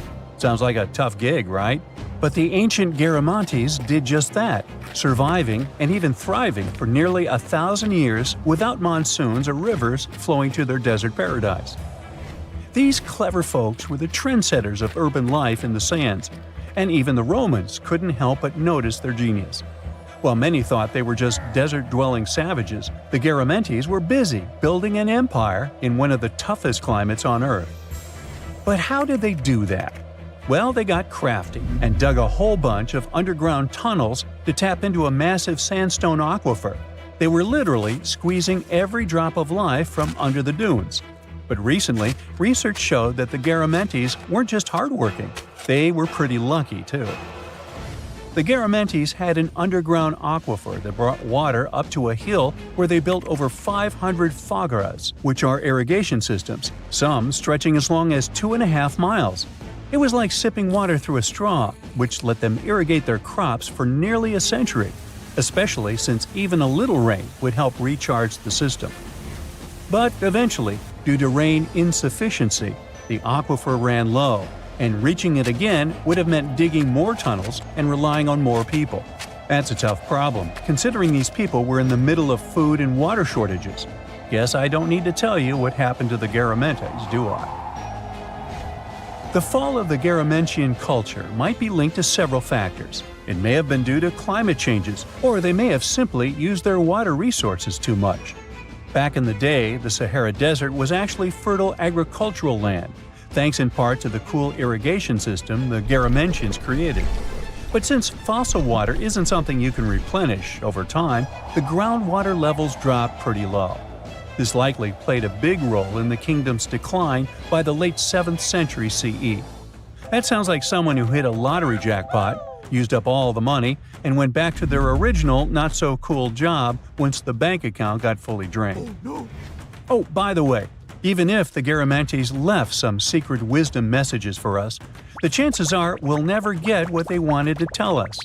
Nobody really knows what language they used, and their texts are nearly indecipherable to us today. But let's go back to the Green Sahara. So it transformed into a desert about 4,500 years ago.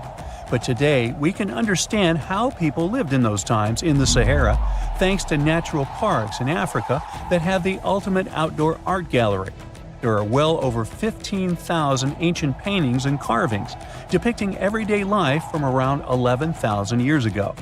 However, if the carvings aren't enough for you and you feel like visiting an actual green desert, all you have to do is book a flight to California.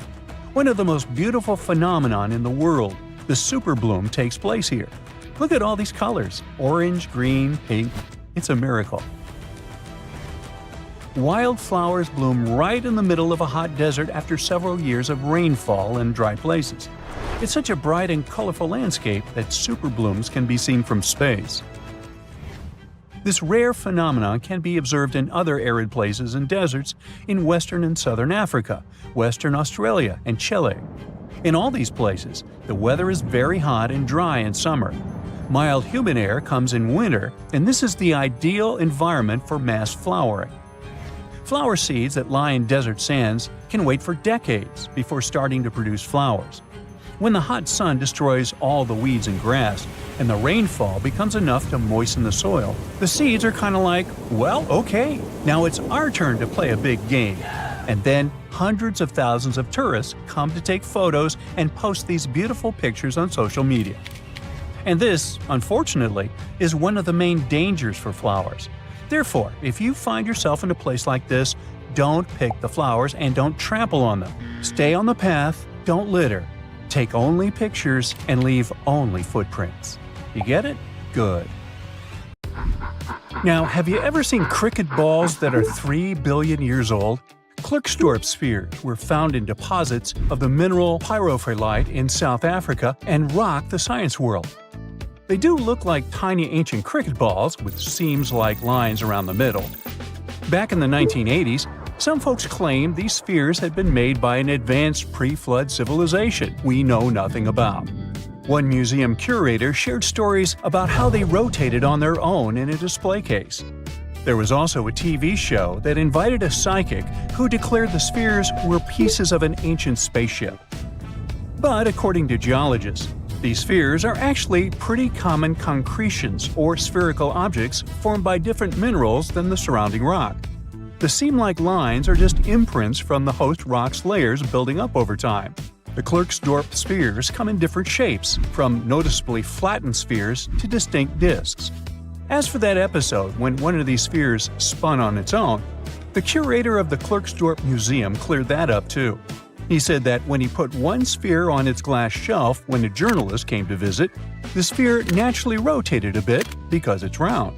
The area where the museum is located often experiences earth tremors from gold mining activities nearby. The oldest known human-like footprints could be 6 million years old. They were found on the Greek island of Crete in 2002. If the number is correct, it would mean that early human ancestors may have migrated between Europe and Africa much earlier than we previously thought.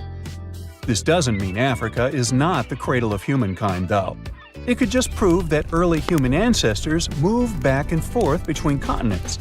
Some researchers believe the footprints were left by a bipedal creature possibly related to an early human ancestor nicknamed El Greco. According to scientists who studied them, the footprints have a very human-like shape, with 5 toes and a parallel big toe. Some scientists are skeptical about it and suggest the prints might be from a late European ape. The new study analyzed fossilized marine microorganisms found in the sedimentary rocks to determine the footprint's age and prove it's actually 6 million years. The next amazing find that keeps scientists entertained is the Dorchester pot. It's a beautifully crafted metal vessel with some fancy geometric designs embossed in shiny silver. The pot was discovered in, who could have thought, Dorchester in 1852 under quite unusual circumstances. During a powerful blast, the pot broke into 2 pieces. Scientists believe it was originally embedded within a rock or boulder known as pudding stone. The rock from which the Dorchester pot emerged is dated to be around 500 million years old. So it could mean the pot itself is also that old. The current and less exciting theory suggests that the Dorchester pot is a Victorian-era candlestick holder. Such things were really trending back then, so it's not a surprise to find such fancy household item from that time. The Dorchester pot falls into the category of ooparts, or out-of-place artifacts. Those are objects that seem too advanced for the time period they're supposedly from. If we accept that the pot is 500 million years old, then whoever made it was way ahead of their times in terms of crafts and tech. One extra mystery is that the pot has an engraving of a plant that most likely disappeared from Earth over 100,000 years ago. Sounds like good proof the pot is really extra old. Now, it looks like the oldest map in Europe is a stone from 4,000 years ago.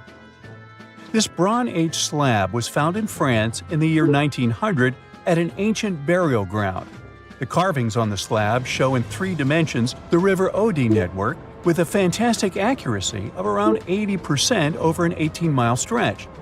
There are other stone-carved maps around the world, but this one is unique because it shows a specific area to scale. Looks like the slab's carvings don't just map rivers and hills, but also settlements, barrow sites, and field systems. Archaeologists say the slab wasn't used for navigation, but rather to symbolize power. The detailed markings on the slab might have served to illustrate the domain of a local ruler, possibly a prince or king, to show their control over the territory. When the ruler lost power, the slab was likely repurposed as part of a burial vault. The unique artifact was stored in the cellar of a museum.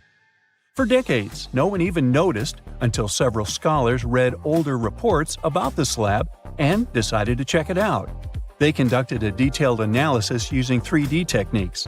Their research proved that the creators of the slab had not only etched lines into the rock, but also modified its surface to reflect the topography of the landscape with high accuracy. The Salzburg cube, also known as the Wolf's Egg Iron, was discovered in the late 19th century in Austria. Now, don't let the name mislead you. It doesn't look like a cube at all. It's more like a rounded object with 2 flat sides. Down the middle, there's a groove, and the surface is covered with pits and craters. This unique appearance is the reason why many people think it might be something out of this world. Workers accidentally found this artifact when they blew apart a piece of coal.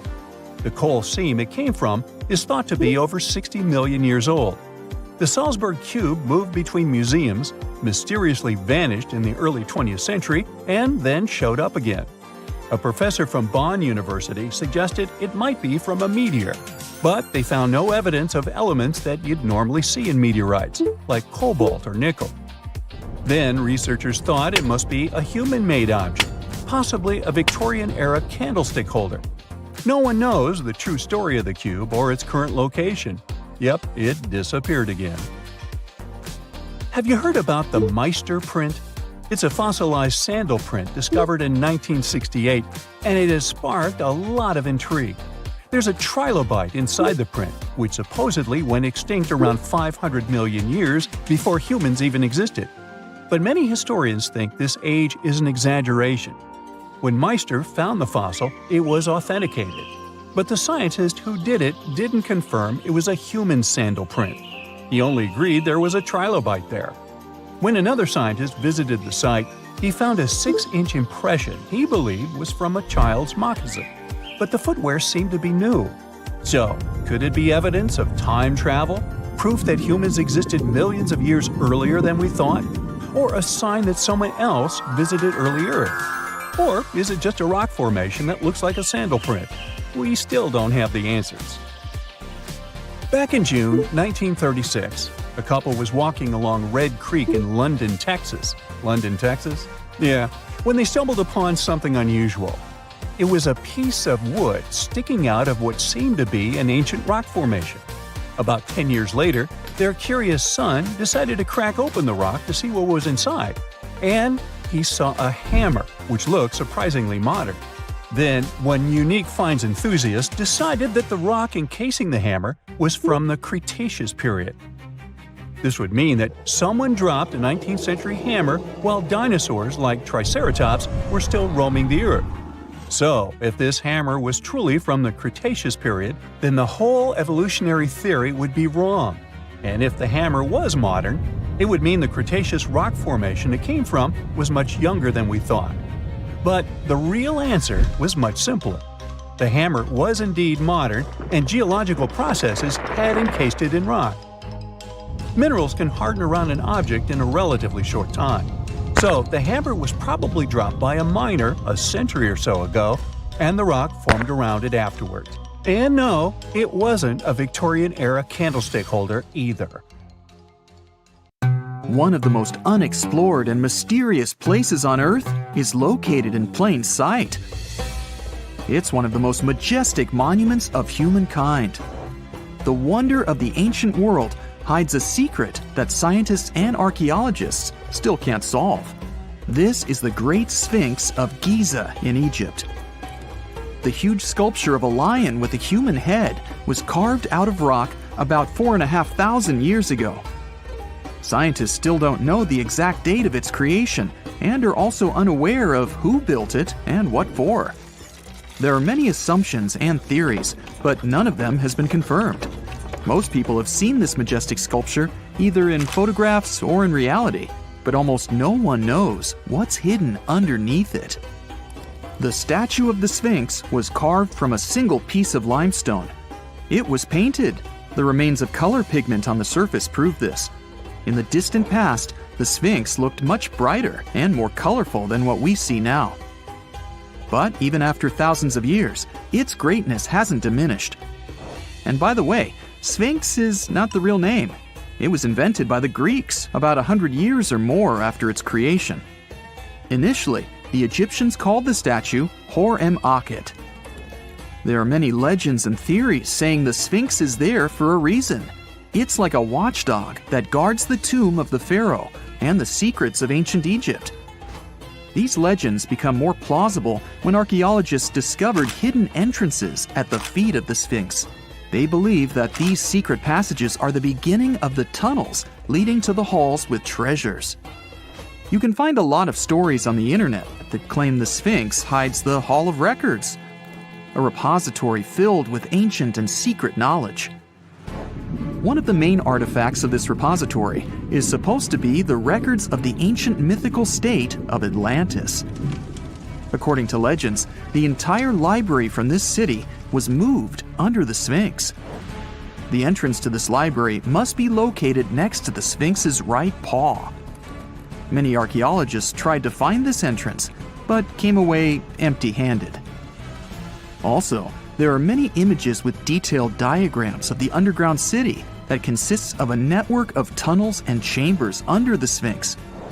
Someone says there are structures as tall as 12-story buildings hiding underground, but there's no evidence of this. Archaeologists, even after millennia, continue to explore the mysterious sculpture. At the same time, Many Egyptians don't want to learn more about the Sphinx. They're terrified of awakening something supernatural. In 1998, scientists discovered tunnels leading to empty caves under the Sphinx. They found evidence of earlier excavations there. It's quite possible that someone managed to find the treasures and take them away. Some people believe Egyptians found some kind of artifact under the Sphinx that has the power of unknown advanced technologies. The artifact is so powerful that it can change the course of history. Of course, most theories are just fairy tales of conspiracy fans, but it's a confirmed fact that the Sphinx hides a system of caves and rooms. There are so many rumors surrounding the Sphinx that it's impossible to understand what's true and what's false. In any case, it's difficult and dangerous to study the sculpture because active excavations can destroy it. And then the entrance to the underground rooms can get blocked by rocks and lost forever. Also, further exploration requires a lot of money, and financing is not always easy to find.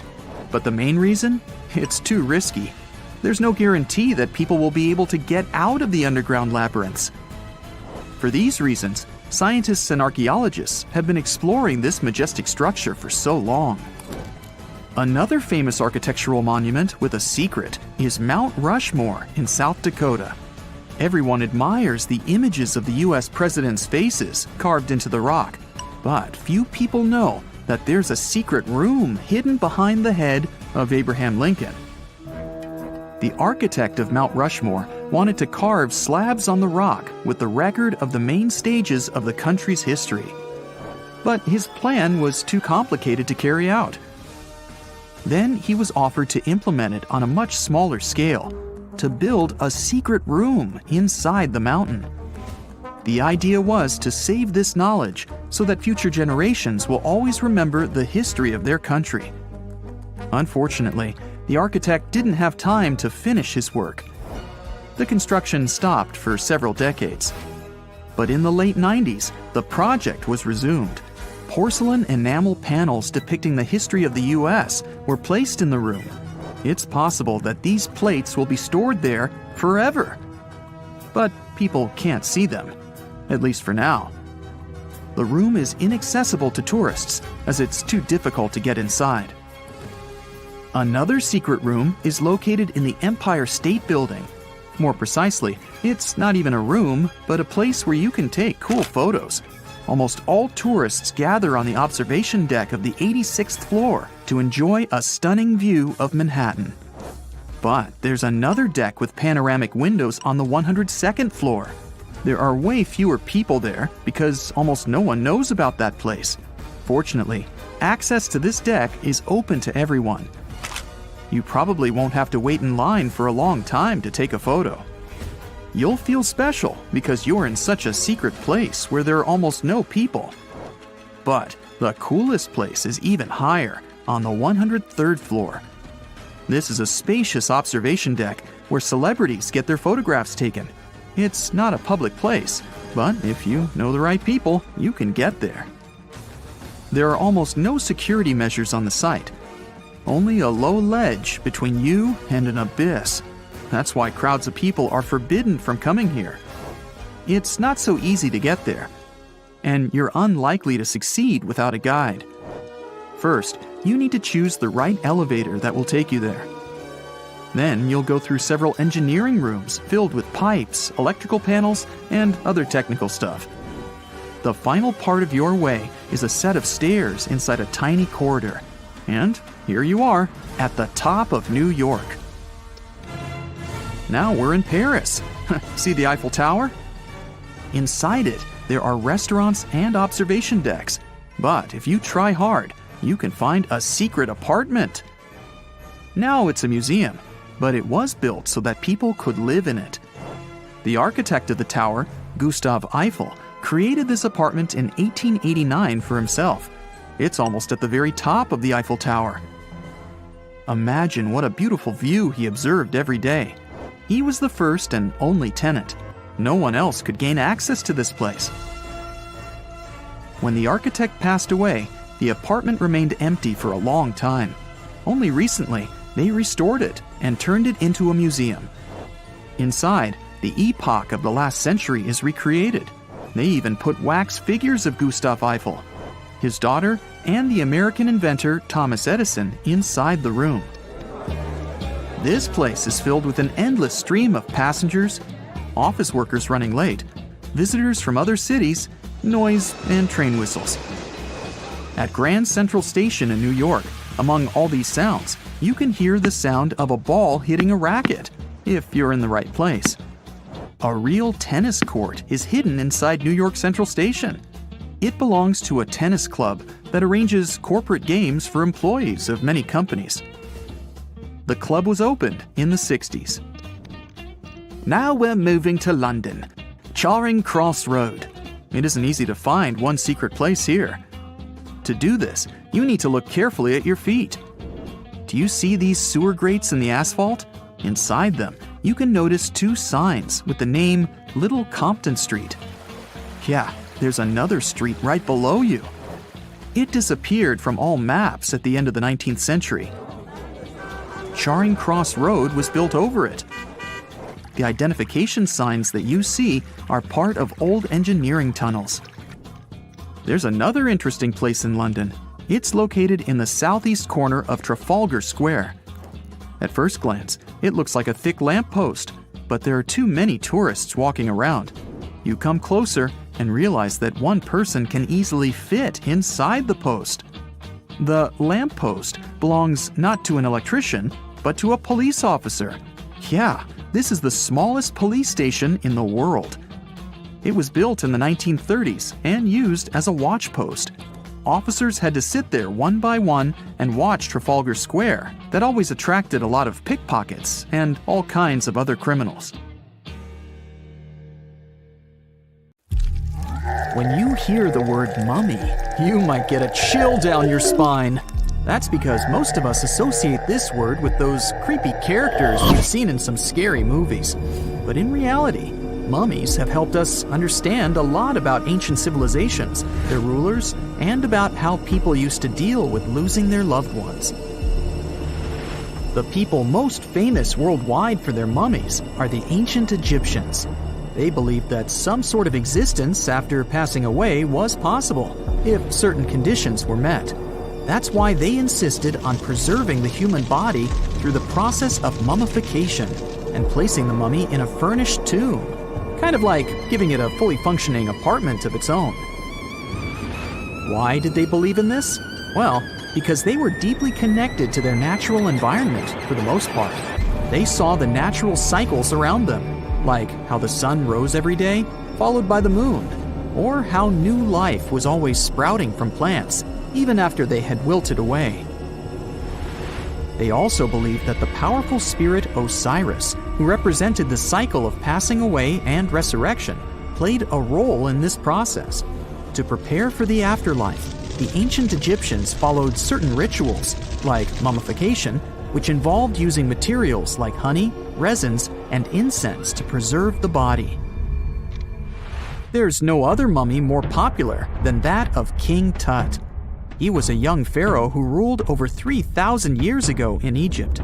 The problem with discovering ancient royal tombs is that most of such burial sites were previously robbed.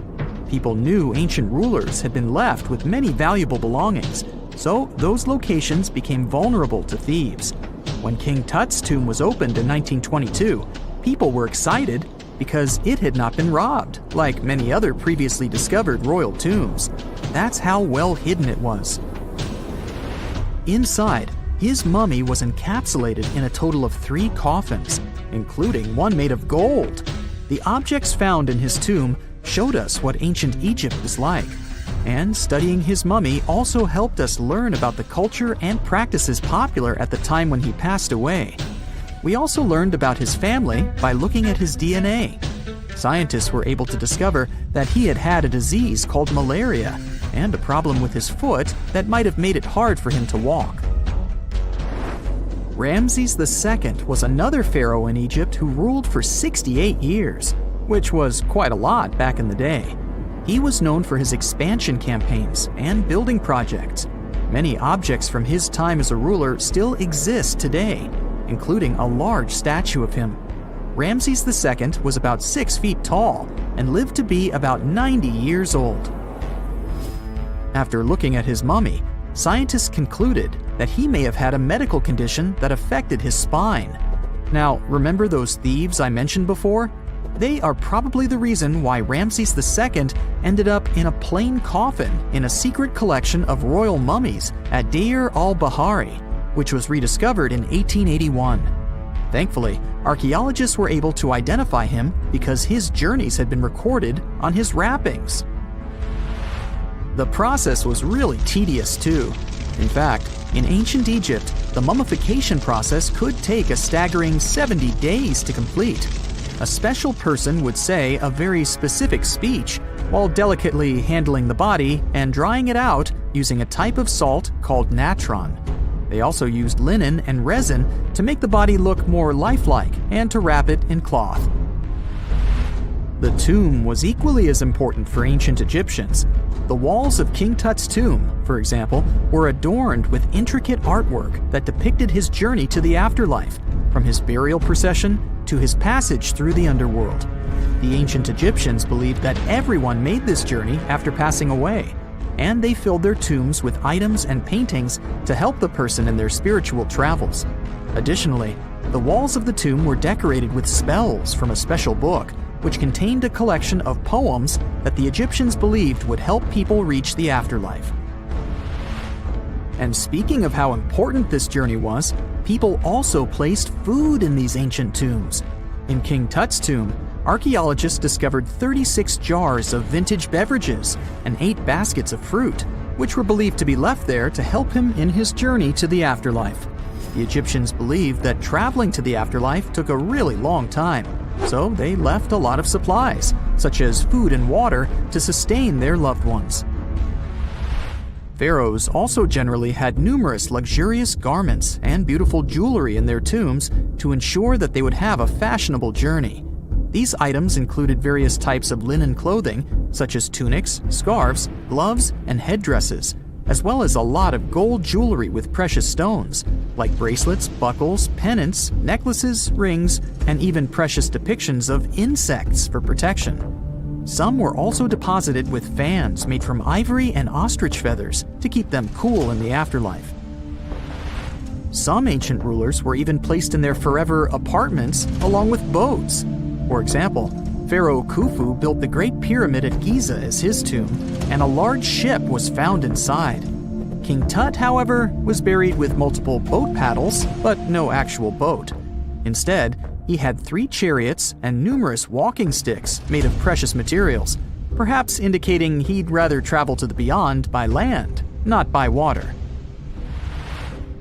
Amongst the most interesting objects found near ancient mummies are bottles of oils and perfumes. If rulers were supposed to be fashionable, why not smell nice too, right? Also, some of them had some ancient kinds of board games, most of them made out of precious materials like gold or ivory. One of those games was called Senet. It was very popular amongst the ancient Egyptians and very similar to modern-day chess. The ancient Egyptians may have the most famous mummies out there, but they weren't the first to invent the procedure. In fact, it all started in South America with an ancient civilization named the Chinchorro. As far as we know today, these people were the first to mummify their loved ones that had passed away. They did it somewhere around 2,000 years before the Egyptians started their own rituals. Sure, we can tell a lot about ancient rulers by studying these mummies, but until recently, we had no idea what they really looked like during their lifetime. Not so long ago, though, some very special mummy paintings were found by archaeologists studying ancient Egyptian objects. These mummy portraits are highly detailed paintings of individuals that were made while they were still alive. Such paintings were often painted on wood, as opposed to the classical portraits we all know about, which are painted on canvas. They are known for their realism and beauty, and have even been used by researchers to diagnose diseases by comparing them to the corresponding mummies. Some of these portraits also include depictions of jewelry, which was later found on the mummies. The recent discovery of these mummy portraits in Central Egypt is significant, as it marks the first time in over a century that such paintings have been found. Mummies appeared all around the world naturally, too. Mummification can occur without people intervening because of natural conditions, like extremely cold or hot environments, places with a lack of oxygen, or accidental exposure to chemicals that preserve the body.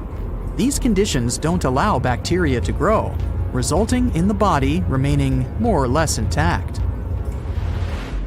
Famous Otzi was one of these mummies. We know today he was a man who lived around 5,000 years ago in Europe. But upon his discovery in the Alps in 1991, Austrian authorities initially believed that he was a modern mountaineer because of how well preserved the body was. However, after the Iceman was removed from the glacier, it was determined that he was actually from the Copper Age.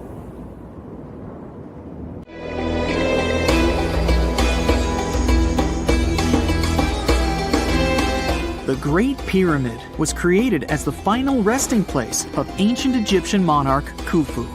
According to legend, French leader Napoleon entered the Great Pyramid and came back out looking shaken and super pale. He never revealed what he saw inside, but whatever it was is said to have affected him for the rest of his life. When Napoleon entered the pyramid, he would have walked through a super tight and ascending passageway. He'd then go through another passageway, known as the Great Chamber. This corridor would have been much taller than the previous one, and would have cobbles too. He'd then reach the King's Chamber, the centerpiece of the Great Pyramid, which was lined with huge blocks of granite. But it wouldn't have looked as grand as we might imagine. There are no hieroglyphics decorating its walls, as Egyptians only began decorating the burial chambers of pyramids much later on. The pharaoh's tombs deep inside the pyramid would have also been filled with treasures, from chunks of gold to the world's most expensive jewelry. But this would have all been looted a long time ago. The only thing that probably would have been left in there would have been a huge sarcophagus, which would have once contained the king's mummy. He'd also have to walk past the queen's chamber. This room most likely didn't hold any queens though, as pyramids were usually only built for one person. There are mysterious tunnels leading from here. To this day, no one is really sure what they're there for. And that's not the only mysterious and creepy thing Napoleon may have encountered, as stories of pharaohs leaving ancient curses on pyramids go way back. Many pyramids had warnings written on the outside, telling of horrifying things that would happen to those who entered and disturbed the peace. We might not know what exactly Napoleon found in the Great Pyramid that scared him so much, but we know for sure what was found in Tutankhamun's tomb. Tutankhamun was an ancient Egyptian pharaoh who was only 8 or 9 years old when he took to the throne.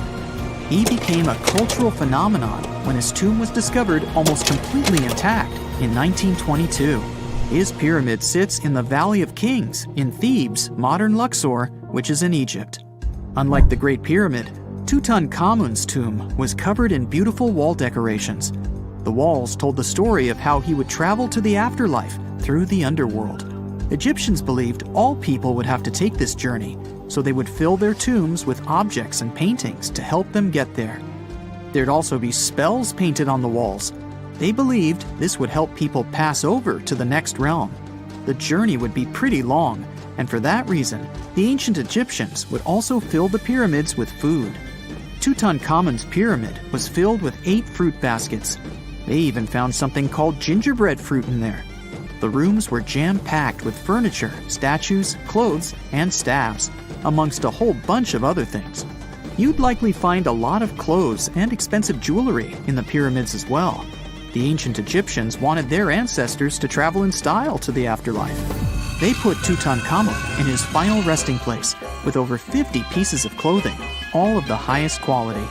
There were tunics, scarves, gloves, and headdresses, and a ton of jewelry. Bracelets, pendants, necklaces, rings, and scarabs for protection were all found inside. Each of them was made of gold or precious stones. There were also fans made of ostrich feathers to keep the old pharaoh cool in the hot Egyptian sun. But the temperature inside the pyramids never actually went above 68 degrees Fahrenheit. the ancient Egyptians developed a super cool air conditioning system that we don't fully understand even today. Tutankhamun's pyramid also contained 130 walking sticks made from ebony, ivory, silver, and gold to help him on his journey. There were 3 chariots hidden away in case he got tired of all the walking. They also put 11 boat paddles inside, but there was no sign of any boat. The pyramids would be littered with the pharaoh's favorite scents and perfumes. During the excavation of Tutankhamun's pyramid, it quickly became clear that it had been robbed during ancient times. There was damage to doors and traces of oils left in empty jars. It looks like someone raided the pyramid for gold and the scents, perfumes, and oils that had been left for King Tut. There was still a bit of perfume, which was made from coconut oil and frankincense, left in one bottle. It seems like Pharaoh Tutankhamun loved board games. There was an ivory traveling set of Senet in his pyramid. Although we don't know for sure exactly how to play it, we have figured out it was sort of an ancient Egyptian version of backgammon. It looks like it was a 2-player game where the goal was to knock your opponent off the board. Not really sure who Tutankhamun's mummy was supposed to play with, though. The ancient Egyptians had some rituals that may seem pretty strange to us. For example, they used to shave their eyebrows off if they ever lost a cat. So it's not too surprising they put some really weird things inside pyramids. Archaeologists discovered a collection of mummified cats and scarab beetles in pyramids that date back more than 4,000 years. They were found in the pyramids of Saqqara, which is south of Cairo. They also found a bunch of makeup kits and mirrors inside. Makeup was worn proudly by both men and women in ancient Egyptian times. Eyeliner was the most popular cosmetic. The Rosetta Stone was one of the best discoveries ever made in pyramids. It was found by our man Napoleon Bonaparte and his team. It's a black granite rock that dates back to 196 BCE. It's transcribed in Greek, Demotic, and hieroglyphic. When it was translated in 1822, we got the key to understanding ancient Egyptian hieroglyphics for the very first time.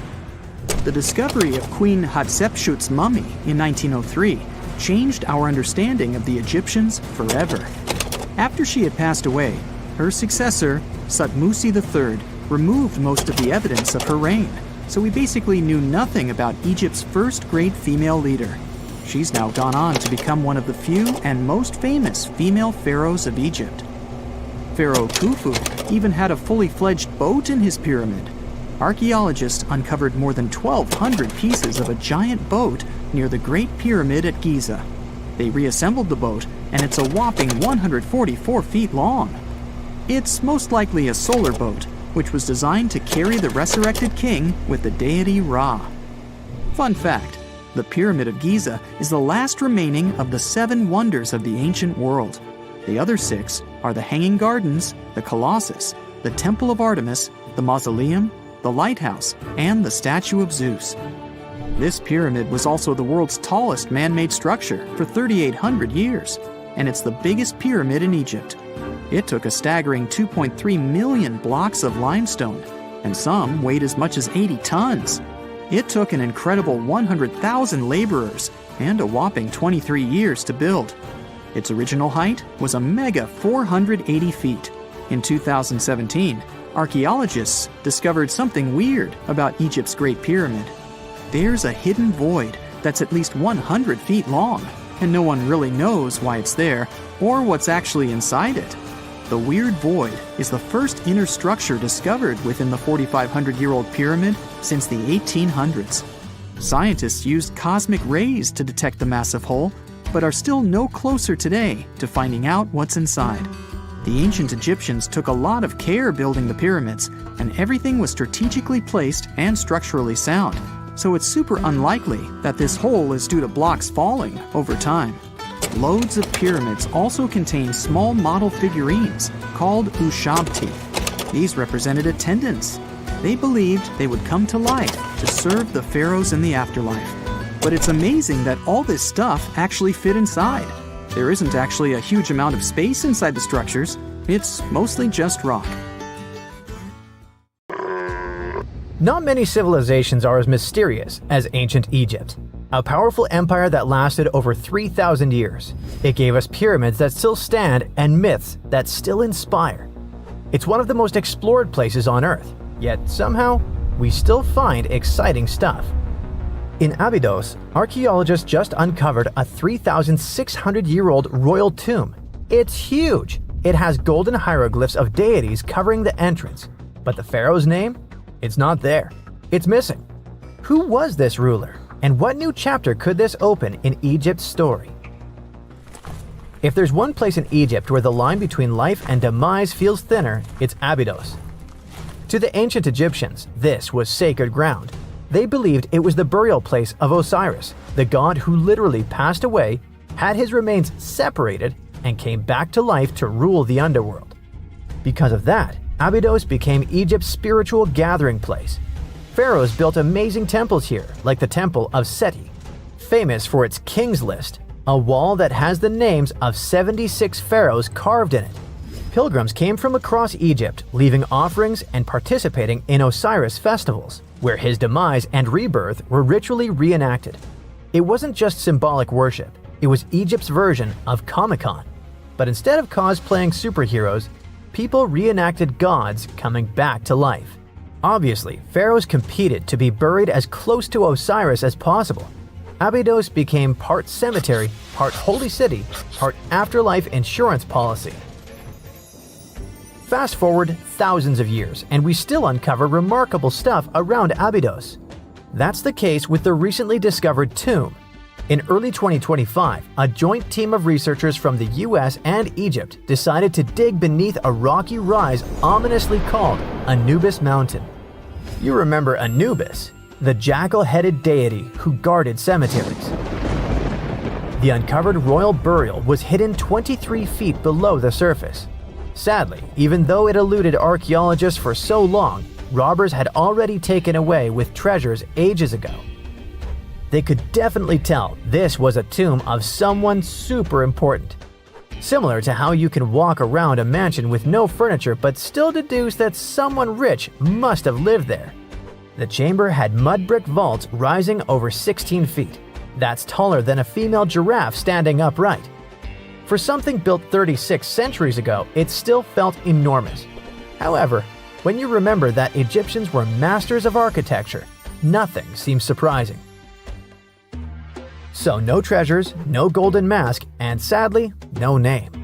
The cartouche that should have spelled the king's identity was unreadable. Egyptian tombs usually bragged about who was inside.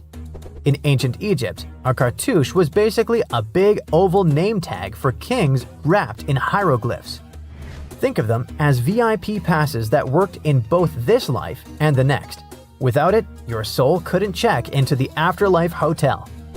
That's because to the Egyptians, your name, your ren, wasn't just so your teacher could distinguish you from kids with the same haircut. It was a core part of who you were. As long as your ren survived, so did you. To have your name forgotten was considered a fate worse than passing away. A soul cannot journey without a name. That's why you'd see cartouches all over the place, on temples, obelisks, jewelry, statues, and tomb walls. It wasn't there just for the marketing. It kept the pharaoh's presence front and center everywhere you looked. Imagine building a massive tomb only for 3,600 years later to walk in and go, who is this guy again? Not cool at all. That's why it's fair to imagine our nameless pharaoh haunting the robbers for all eternity. So yeah, cartouche was considered very significant. One of the most famous and mind-blowing examples comes from the tomb of Thutmose III. His burial chamber and sarcophagus were literally shaped like a cartouche. In other words, the entire room was a living architectural symbol of his name. Thankfully, in the recently discovered tomb, not everything was erased. Painted in golden hues at the entrance were two familiar guardians, deities Isis and Nephthys. Isis was the magician who stitched Osiris back together and breathed life into him. Nephthys, her sister, was the eternal mourner and protector of the mummy. Together, they promised that whoever rested here would not face the afterlife alone, and it's one additional proof of the importance of the mysterious pharaoh. So, who could this be? To answer that, we need to go down history lane.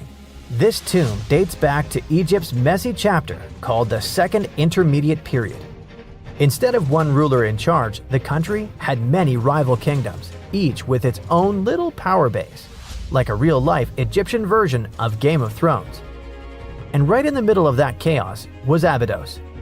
For a while, it was home to its own line of kings, the so-called Abydos dynasty. Those weren't the pyramid builders everyone knows, and that's why they're so mysterious. They left behind almost nothing. No great monuments, no sprawling cities, just fragments of names on broken blocks. For centuries, many scholars even doubted they existed at all. That sorta changed in 2014, when archaeologists uncovered the tomb of Senebkay, one of those shadowy kings. Now, everything we know about Senebkay points to him having quite a story to tell. His bones revealed 18 deep wounds, the kind you get in battle. He had blows to his skull, back, and hands, and likely lost his life fighting, making him one of the few pharaohs we know who sadly fell in combat. His tomb was modest, with reused artifacts from earlier kings, but it delivered one priceless thing: proof. Until Senebkay, the Abydos dynasty was just a theory. With him, it became real. And that's why the new discovery could be a big deal.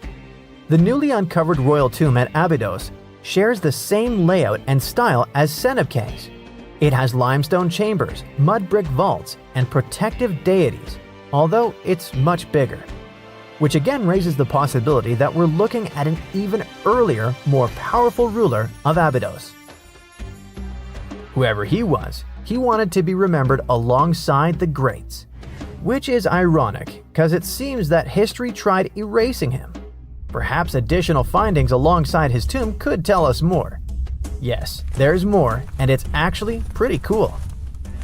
Not far from Abydos, in the village of Banawit, archaeologists uncovered a Roman-era pottery workshop. Yeah, you heard that right, a pottery factory close to a pharaoh's burial ground. The site had huge clay kilns, storage rooms, and even broken shards called ostraca. They were basically ancient sticky notes. Except instead of shopping lists, those had receipts scratched onto them in Greek and Demotic Egyptian. Little records of everyday transactions, the kind of thing you'd never expect to find near a lost dynasty king. Honestly, the potters missed a chance. Forget boring receipts, they should have been selling Osiris's mugs and Anubis figurines to pilgrims and tourists. But that's not all. It seems that centuries later, during the medieval period, the same ground became a cemetery. Archaeologists found mud brick graves with skeletal remains. This could mean that Abydos kept its aura of significance for hundreds of years after the Age of Pharaohs. So why this hill again and again? Is this place really a getaway to the afterlife? It is, after all, the very place where Osiris is said to rest. That belief lingered like a shadow for thousands of years, strong enough to pull in pharaohs and later medieval families. Different rituals, same sacred ground. Although, to be fair, the Romans weren't here for Osiris. They came to make pots. The story of Abydos is not over. The excavations will continue, and who knows what else could be discovered in the future. Today, archaeologists are armed with tools that are basically X-ray glasses for the desert. Every scan could reveal a hidden chamber, or if we're lucky, finally give our nameless pharaoh his wren back to him. In fact, I became strangely invested in finding out who he was. So let's hope for some news soon. It's only a matter of time. Do you have your own theories? Let me know. Hey, I bet you didn't know that trees used to grow in the middle of Egypt's barren, sun-roasted Sinai desert. It's true. If you can't picture it, I don't blame you. But archaeologists have recently stumbled upon a tree-lined boulevard. Yep, an actual green avenue, leading to a massive ancient fortress. No, this isn't some mirage or an overactive imagination, although I do have one. But it's turning our ideas of ancient Egyptian desert life upside down. Let's rewind a bit. The site in question is called Tel Abu Saifi, located in the northern part of the Sinai Peninsula. For a long time, it was known as a dusty archaeological footnote, the home of ruins from the Ptolemaic and Roman periods. You know, the era after Alexander the Great swaggered through Egypt and the Roman Empire called dibs. But recently, Egypt's Ministry of Tourism and Antiquities decided to give it a fresh dig. And what they found out turned to be more than just a forgotten outpost. We're talking about a full-on military fortress with defensive trenches, paved roads, lime kilns, barracks for soldiers, and even room for their families. A whole bunch of living quarters right in the middle of a desert doesn't feel very homey until you remember our star, the unexpected Green Avenue. This road was over 300 feet long and 36 feet wide, as long as an American football field, paved with limestone slabs and lined with more than 500 clay planting pits. These weren't for show. They held actual trees, creating a shaded tree-line entrance straight to the fortress. Imagine walking through that, the sun blazing overhead, and suddenly, blessed shade. Ooh. Now, that's not just a grand entrance, that's an ancient red carpet, or maybe a green one. But this wasn't about curb appeal. The existence of hundreds of trees in a desert landscape over 2,000 years ago tells us something big. You see, the Ptolemaic Egyptians weren't simply good at building monuments, they were also masters of water management. In a place where rainfall is rarer than a selfie with a pharaoh, they somehow found a way to grow rows of trees. Now, let that sink in. To irrigate that many trees in a desert, they must have had a sophisticated irrigation or water transport system, something capable of moving and distributing water efficiently in this harsh climate. Maybe they channeled groundwater, or maybe they captured seasonal rain, or maybe ancient sprinkler systems. Okay, maybe not that fancy. But still, it's clear they were ahead of their time. Here's the thing, we already know the Egyptians mastered water control. They harnessed the Nile with ditches and canals to feed distant fields. So irrigation wasn't exactly a mystery to them. They had the skills and the knowledge. And sure, scientists still debate what the Sinai climate was like 2,000 years ago. But many believe it may have once been greener. After all, take one look at those dramatic mountains and rocky landscapes, shaped and sculpted as if by brute force of ancient rivers. And it's hard not to think that water once played a bigger role out there. Plus, archaeologists have found tons of evidence showing that Ptolemaic Egyptians cultivated fruits, vines, and trees on a large scale. In other words, growing a forest in a desert might feel wild to us, but to them, it was just another Tuesday. And now, this Green Avenue is making archaeologists wonder, what if similar irrigation systems were used elsewhere, say for transporting the enormous stones used to build the pyramids? There's already a theory that ancient rivers or human-made canals helped move those stones. And the Tel Abu Saifi discovery? Well, it might just be the missing puzzle piece. This isn't just a dream.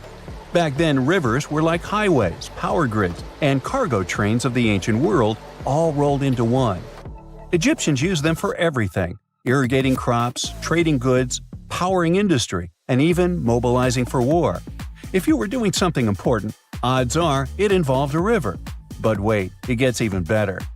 Excavations revealed deep defensive trenches, like ancient moats, dug more than 6 feet deep around the fortress. Those weren't just muddy ditches.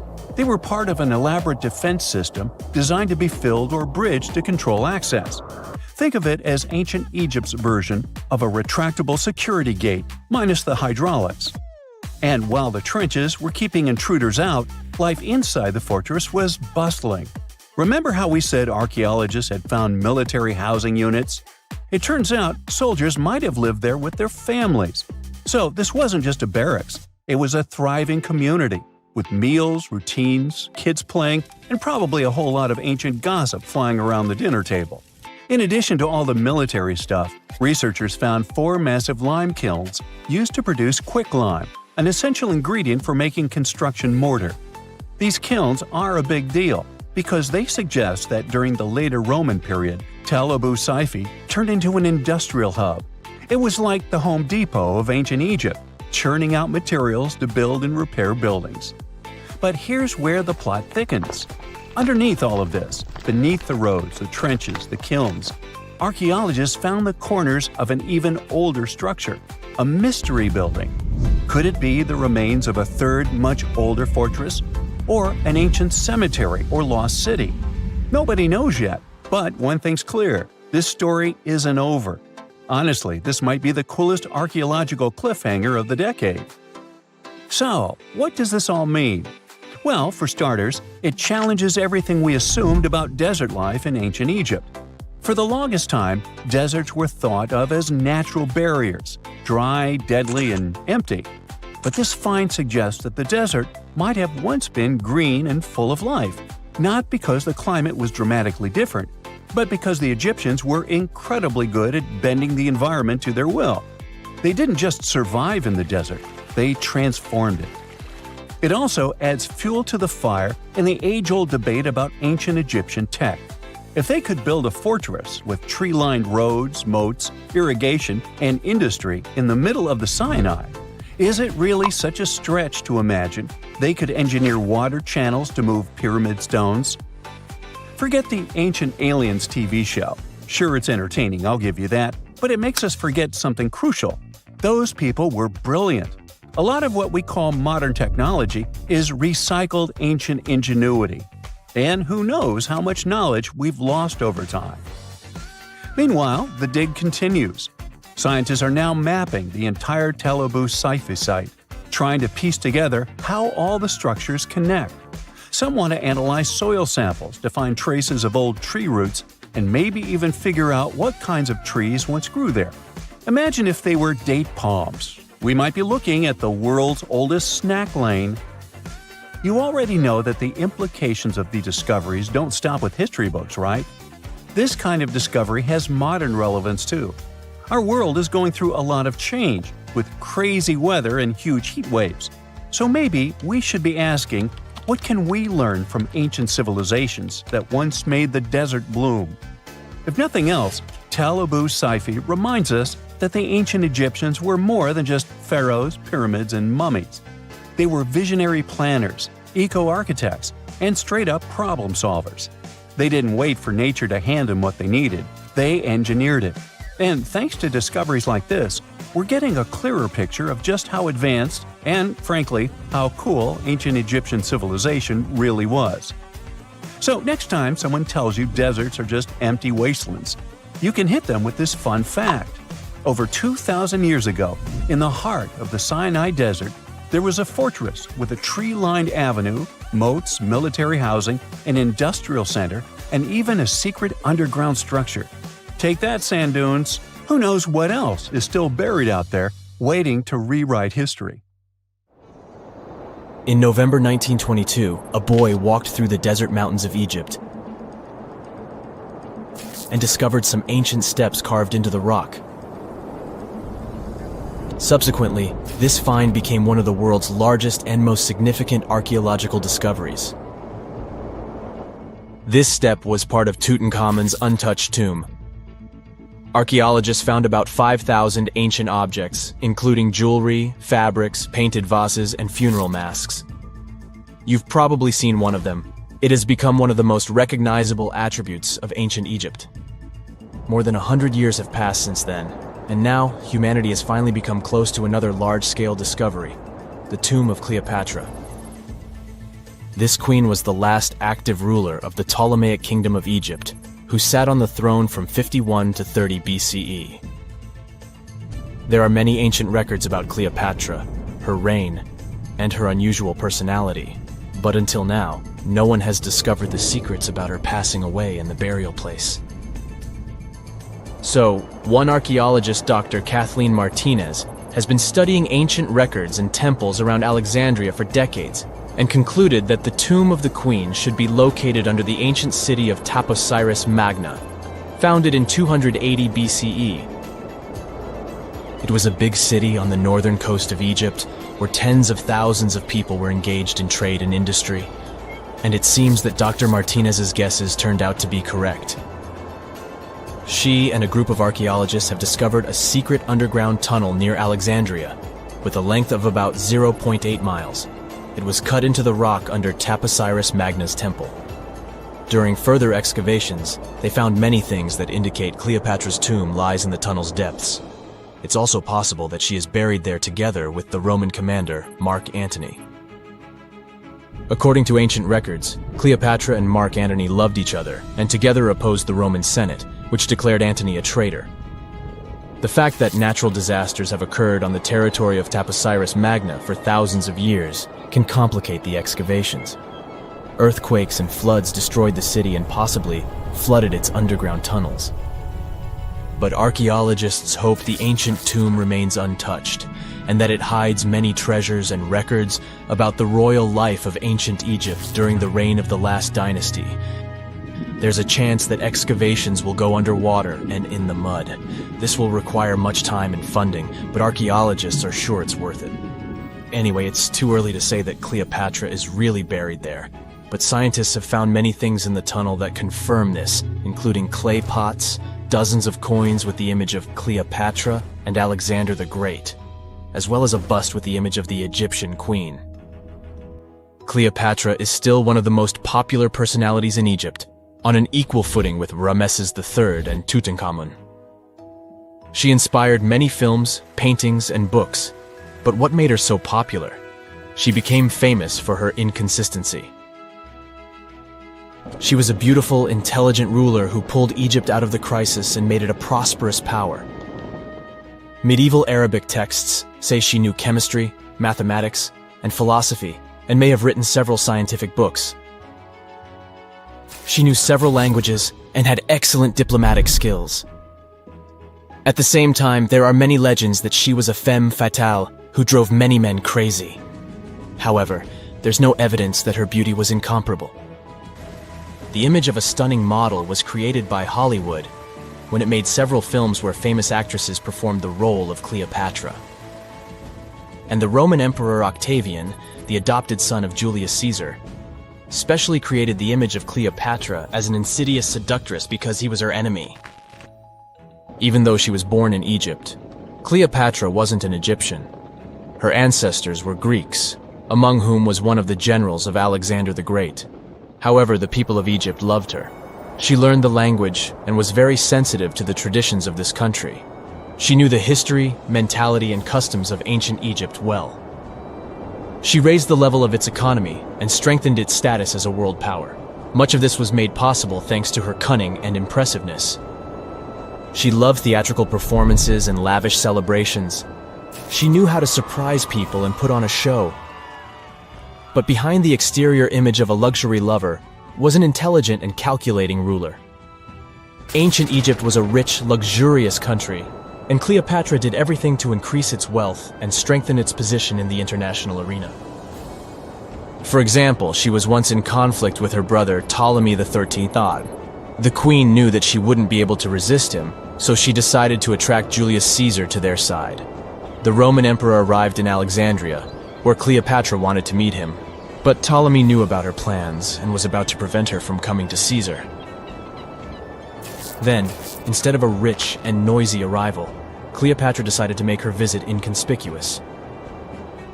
She wrapped herself in a carpet or linen bag the emperor's servants carried into Caesar's private chambers. Cleopatra emerged from the carpet and impressed the Roman emperor with her beauty and determination. As a result, they fell in love with each other and became close allies. After some time, she impressed another influential Roman for diplomatic purposes. She arrived to meet Mark Antony on a golden barge with purple sails and silver oars. Cleopatra was dressed in the image of Aphrodite and sat under a magnificent canopy. Her servants dressed like cupids and were blowing her fan and burning incense. But Cleopatra created such a show for a reason. She knew that Antony revered Greek mythology and considered himself the embodiment of Dionysus. As a result, he was so impressed with this woman that he ended up marrying her. Cleopatra defended her crown, strengthened her alliance with Rome, and bore Antony 3 children. In Egypt, they threw big parties and enjoyed wealth with power. However, the relationship of a high-ranking official with the Egyptian queen caused a scandal in Rome. Octavian was Antony's primary opponent in the struggle for power, so he exploited the situation to darken the competitor's reputation. He used propaganda to make Cleopatra an insidious seductress in the eyes of Roman citizens. He accused Antony of succumbing to her charms. The Roman Senate supported Octavian and declared Cleopatra an enemy. In 33 BCE, this conflict reached a high point when Antony's navy clashed with Octavian's fleet. The latter won and forced his enemy to flee to Egypt with Cleopatra. According to some records, they took refuge near Alexandria. Pursued by the Romans, they hid in one of Cleopatra's palaces and met their end. Some legends say that Cleopatra was an expert in poisons. She provoked a venomous snake, a viper or an Egyptian cobra, to bite her. Also, according to another legend, she pricked herself with a poisonous needle. There's a theory that Cleopatra always carried an ampule with poison inside her hairbrush. And when she was cornered, she soaked the needle with this poison and pricked herself. None of this can be said for sure. Scientists are still trying to find out the truth. Perhaps when they reach Cleopatra's tomb, the world will get more answers about her tragic fate. She is considered the last ruler of Egypt. After her passing, Octavian plundered her palaces and temples and returned to Rome, where he became the main emperor. He successfully ruled the country and expanded its borders. His reign ended when he turned 75. World history would have looked different if Cleopatra and Mark Antony hadn't lost that naval battle. By the way, did you know that more time has passed between Cleopatra's reign and Neil Armstrong's flight to the moon than between the reign of the Egyptian queen and the construction of the Great Pyramid of Giza? Armstrong took a step on the Earth satellite in 1969, 38 years after the birth of Cleopatra. And the construction of the pyramid took place in 2560 BCE. Imagine how long the history of ancient Egypt is. Cleopatra is closer to us in time than to the pyramids. Whenever you hear about ancient ruins, you almost never picture them being suspended somewhere, or just randomly hanging on the branch of a tree, right? In fact, for most of the ancient artifacts we have exposed in museums all over the world, archaeologists did quite an impressive amount of digging. You see, buildings have this funny way of fading away over time if not properly taken care of.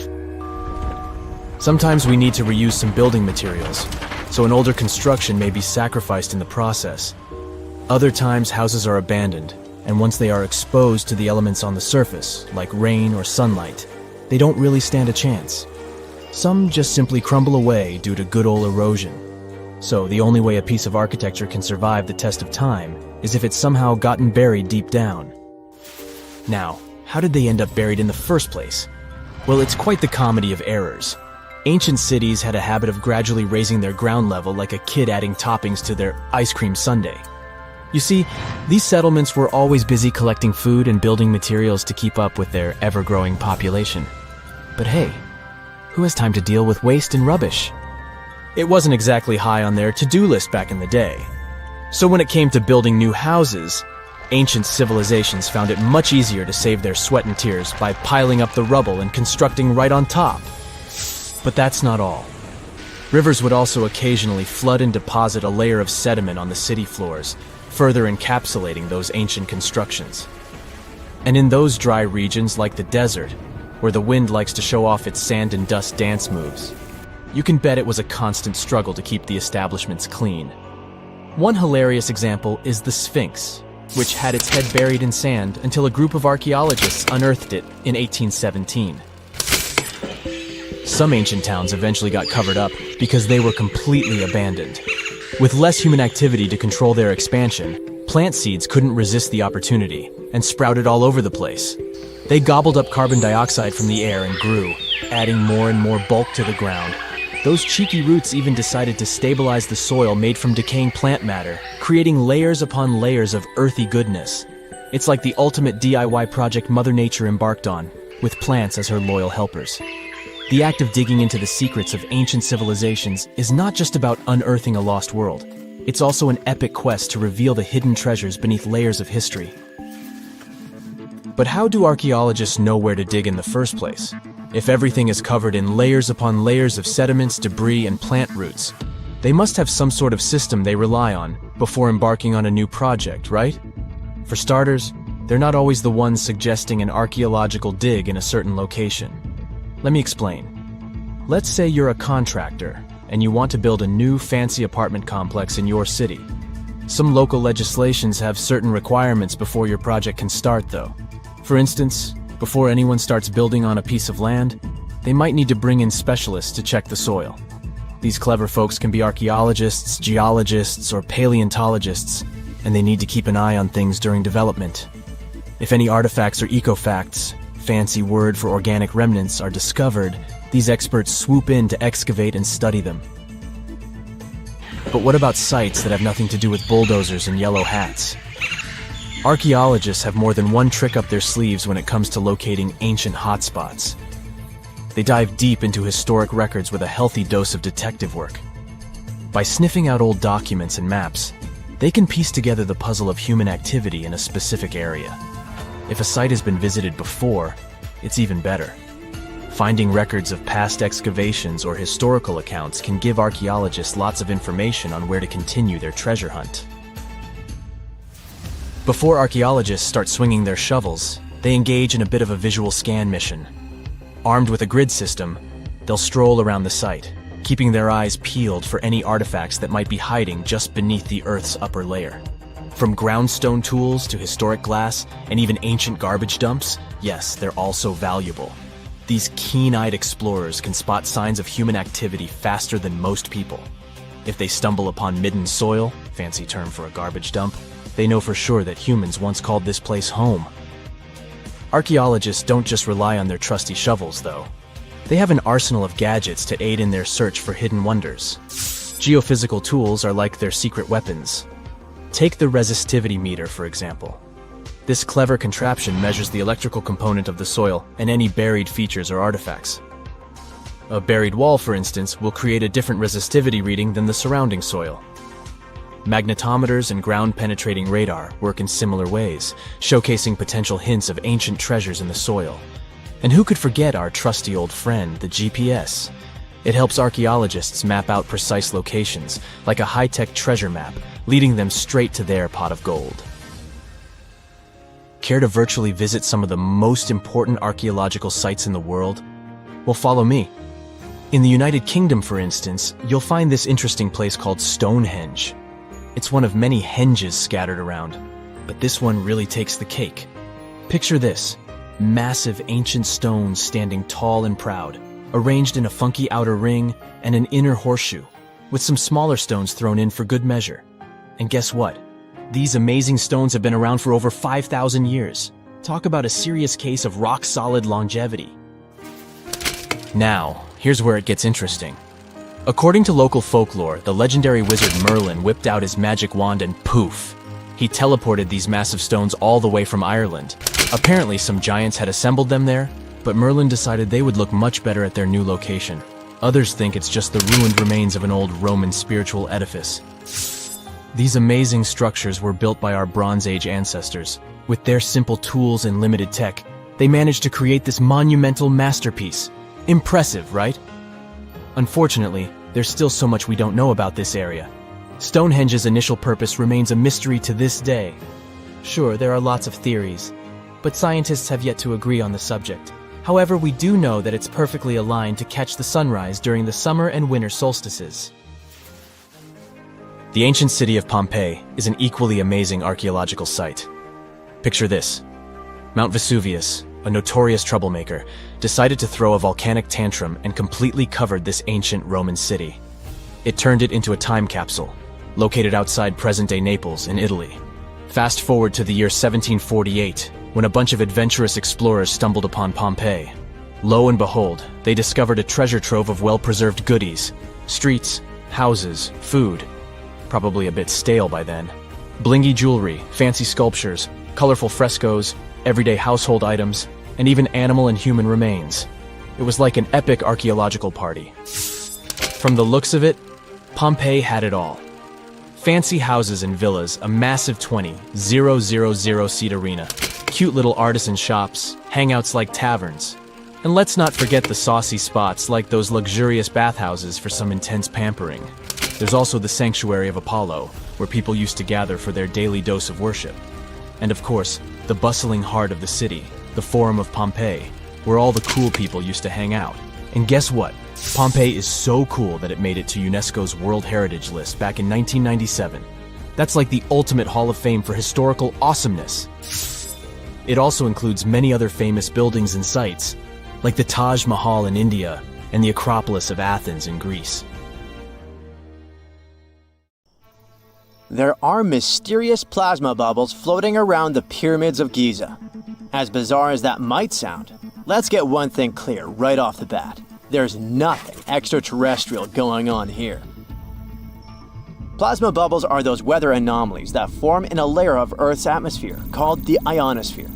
This is an invisible layer surrounding our planet that stretches roughly from 50 to 400 miles above Earth's surface, right at the edge of space. In this layer, the sun, being the giant hot power that it is, basically cooks gases, splitting them into electrically charged particles called plasma. Here's where it gets interesting. At night, especially near the equator, these charged particles get disturbed, and when a bunch of them suddenly vanish at the same time, it forms what we call a plasma bubble. Imagine it like a big empty pocket where the plasma is missing or its quantity is lowered, but it's only considered a plasma bubble if this phenomenon occurs on a large scale, typically around 62 miles in size. If you're already packing your suitcase for Egypt and have put binoculars to look at the tips of the pyramids, I'm sorry to say that we can't see these plasma bubbles with the unaided eye. It's all happening way above our heads, completely invisible to us. Scientists need to use special equipment, like the Latitude Long Range Ionosphere Radar, or LARID, to detect these bubbles. This advanced technology helps researchers track and observe the movement and formation of plasma bubbles in real time. This formation, by the way, can be triggered by solar storms. That brings us to November 2023, when an impressive solar storm occurred. On a scale from 1 to 5, this one was classified as a G3, which is considered a strong event. Solar storms occur when sunspots are basically cooler, darker areas on the sun's surface, release bursts of energy into space. These flares triggered several geomagnetic storms on Earth. While this might sound like doomsday stuff, it didn't disrupt our daily lives too much. In fact, it was great news for skywatchers, since the solar storm created stunning auroras, with the northern lights visible as far south as Greece and Turkey. But this particular storm in 2023 also had another interesting consequence. It caused the largest plasma bubble ever recorded by the Chinese radar. This phenomenon was so massive that it covered regions as far apart as the Egyptian pyramids and the Midway Islands in the Pacific Ocean. Now that's a huge distance, and it is a big deal for science. And that's because plasma bubbles are a growing threat to modern technology. Experts say they can disrupt satellite communications and GPS systems. So if you're using Google Maps or Waze and suddenly it can't figure out where you are, a plasma bubble might be to blame. Great, we now know what's going on with those bubbles, detected above the pyramids of Giza. But things get even weirder inside this ancient construction. Apparently, the Great Pyramid of Giza has the ability to concentrate electromagnetic energy within its interior. A couple of years ago, a group of researchers decided to see what would happen if they took this ancient architecture and hit it with radio waves. I mean, waves that are similar to the kind your phone uses, but on a much larger scale, up to 1,900 feet long. But since they couldn't just start blasting radio waves at the actual pyramid, they did the next best thing: computer modeling. Using these simulations, the researchers discovered something incredible. The Great Pyramid can actually concentrate electromagnetic energy within its internal chambers, as well as underneath its base, where an unfinished chamber is located. By concentrate, I mean something like trap it. For example, when you shout into a cave, you hear your voice echo back, right? The sound waves don't just disappear, they bounce around and get focused. Similarly, when radio waves hit the pyramid, they don't just pass through or around it. Instead, they get absorbed, bounce around, and focus inside and underneath the pyramid. Our list of mysterious phenomena surrounding the Egyptian pyramids doesn't end there. Inside the pyramid, there's a long, narrow passage that leads to what's known as the King's Chamber. This room sits at the center of the pyramid, and it's believed to have been the final resting place of Pharaoh Khufu, the ancient Egyptian leader who commissioned the entire thing over 4,000 years ago.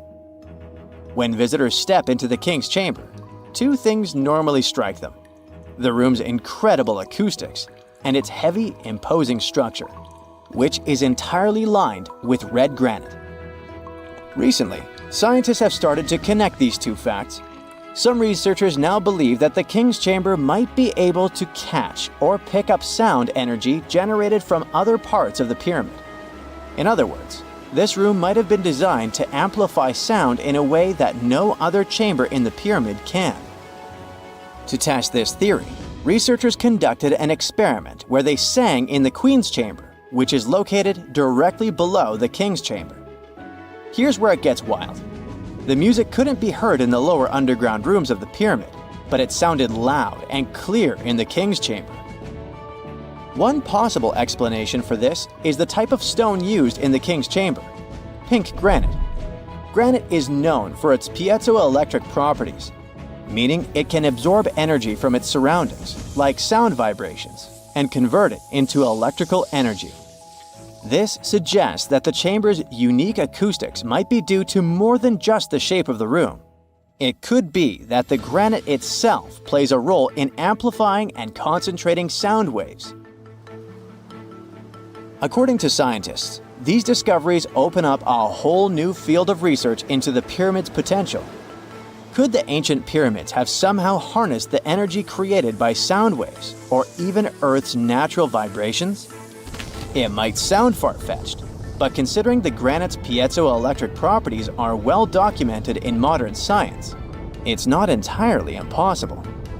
Who knows? Maybe we've only just scratched the surface of what the pyramids were truly capable of. Speaking of just scratching the surface, there's even more to think about, like how the pyramids ended up in such a perfect location. It seems the builders lined up the Great Pyramid with the cardinal points, meaning its sides are almost perfectly aligned with the four main directions: north, south, east, and west. There are many theories about how they did it, but one study suggests that Egyptians might have used the fall equinox to achieve this perfect alignment. During the equinox, the sun rises and sets directly in the east and west. It probably made it easier for builders to use the sun's position as a guide. By watching the sun during this time, they could make sure the pyramids were positioned just right.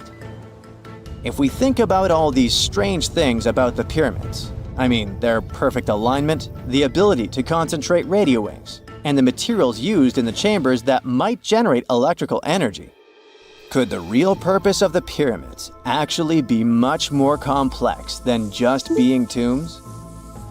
Well, Nikola Tesla thought so. It is said that the famous inventor and engineer was kind of obsessed with the Egyptian pyramids, and he wondered if they might actually be giant energy transmitters. He believed the shape and position of the pyramids could help them function as huge generators, capable of producing free, limitless energy. Some researchers agree with Tesla and believe that these massive monuments might have been designed as giant power plants. According to their theory, builders could have figured out how to move ions, those electrically charged particles in the atmosphere, by placing materials like copper, gold, and silver around the pyramids. So, it's definitely possible that the ancient Egyptians created a sustainable, renewable power source. Although this is a very interesting thought, we haven't been able to confirm this theory, and the true purpose of the pyramids remain one of humanity's biggest mysteries. There are countless doors all over the world that haven't been opened for decades, and even centuries. The question is why? It seems that nowadays you can open any door you want. The truth is that some doors were sealed for a grave reason. And so far, nobody has found out what treasures and mysteries they hide. Here are 4 doors that keep their secrets all too well. The Taj Mahal. First up, we've got the Taj Mahal in India, one of the most romantic places in the world. Shah Jahan commissioned it in 1631 and dedicated it to his 3rd wife, who he loved like crazy. They were married for 19 years and had a whopping 14 kids together. But unfortunately, she passed away while giving birth to their last baby. Shah Jahan was heartbroken and decided to build an epic tomb to remember her by. The construction took a whopping 20 years to finish. The building has quite an interesting layout. The design is super unusual with these four massive 130-foot tall minarets that stand on the corners of a huge platform. They're not just there for looks. Back in the 17th century, architects were having some serious issues with buildings collapsing under their own weight. So, the chief architect of the Taj Mahal made sure to place those minarets as far away from the tomb as possible. And he even tilted them in a way so that if they did fall, they wouldn't wreck the rest of the Taj Mahal. Talk about planning ahead. The Taj Mahal is hiding some crazy secrets.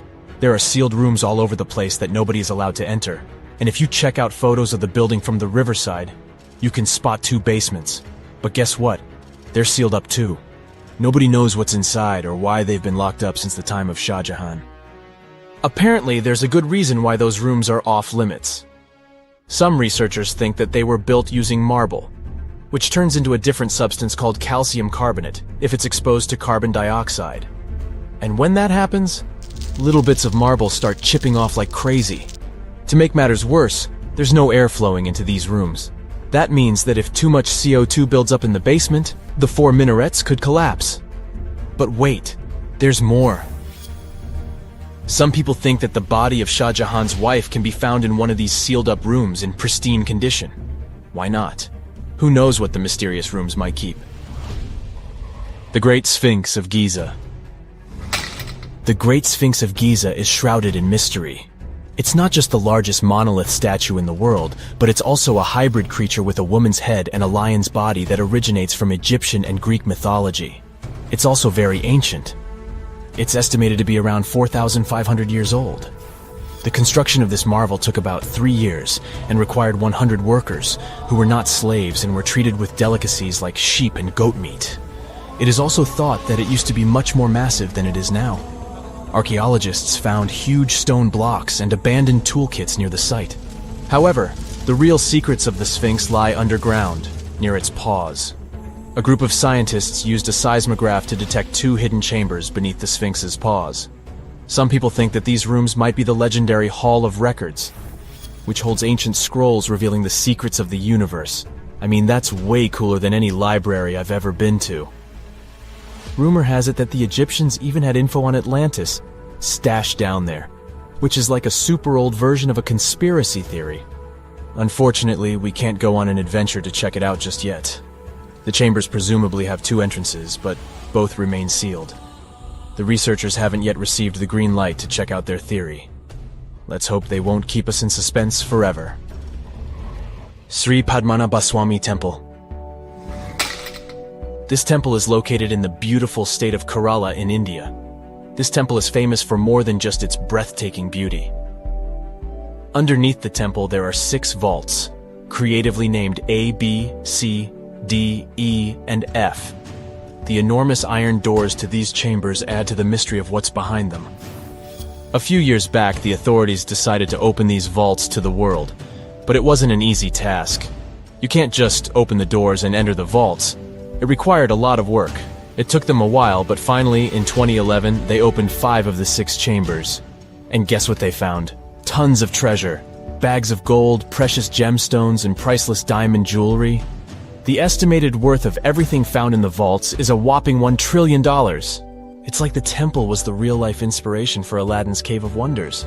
But wait, I said 5 of the 6. What happened to the last one?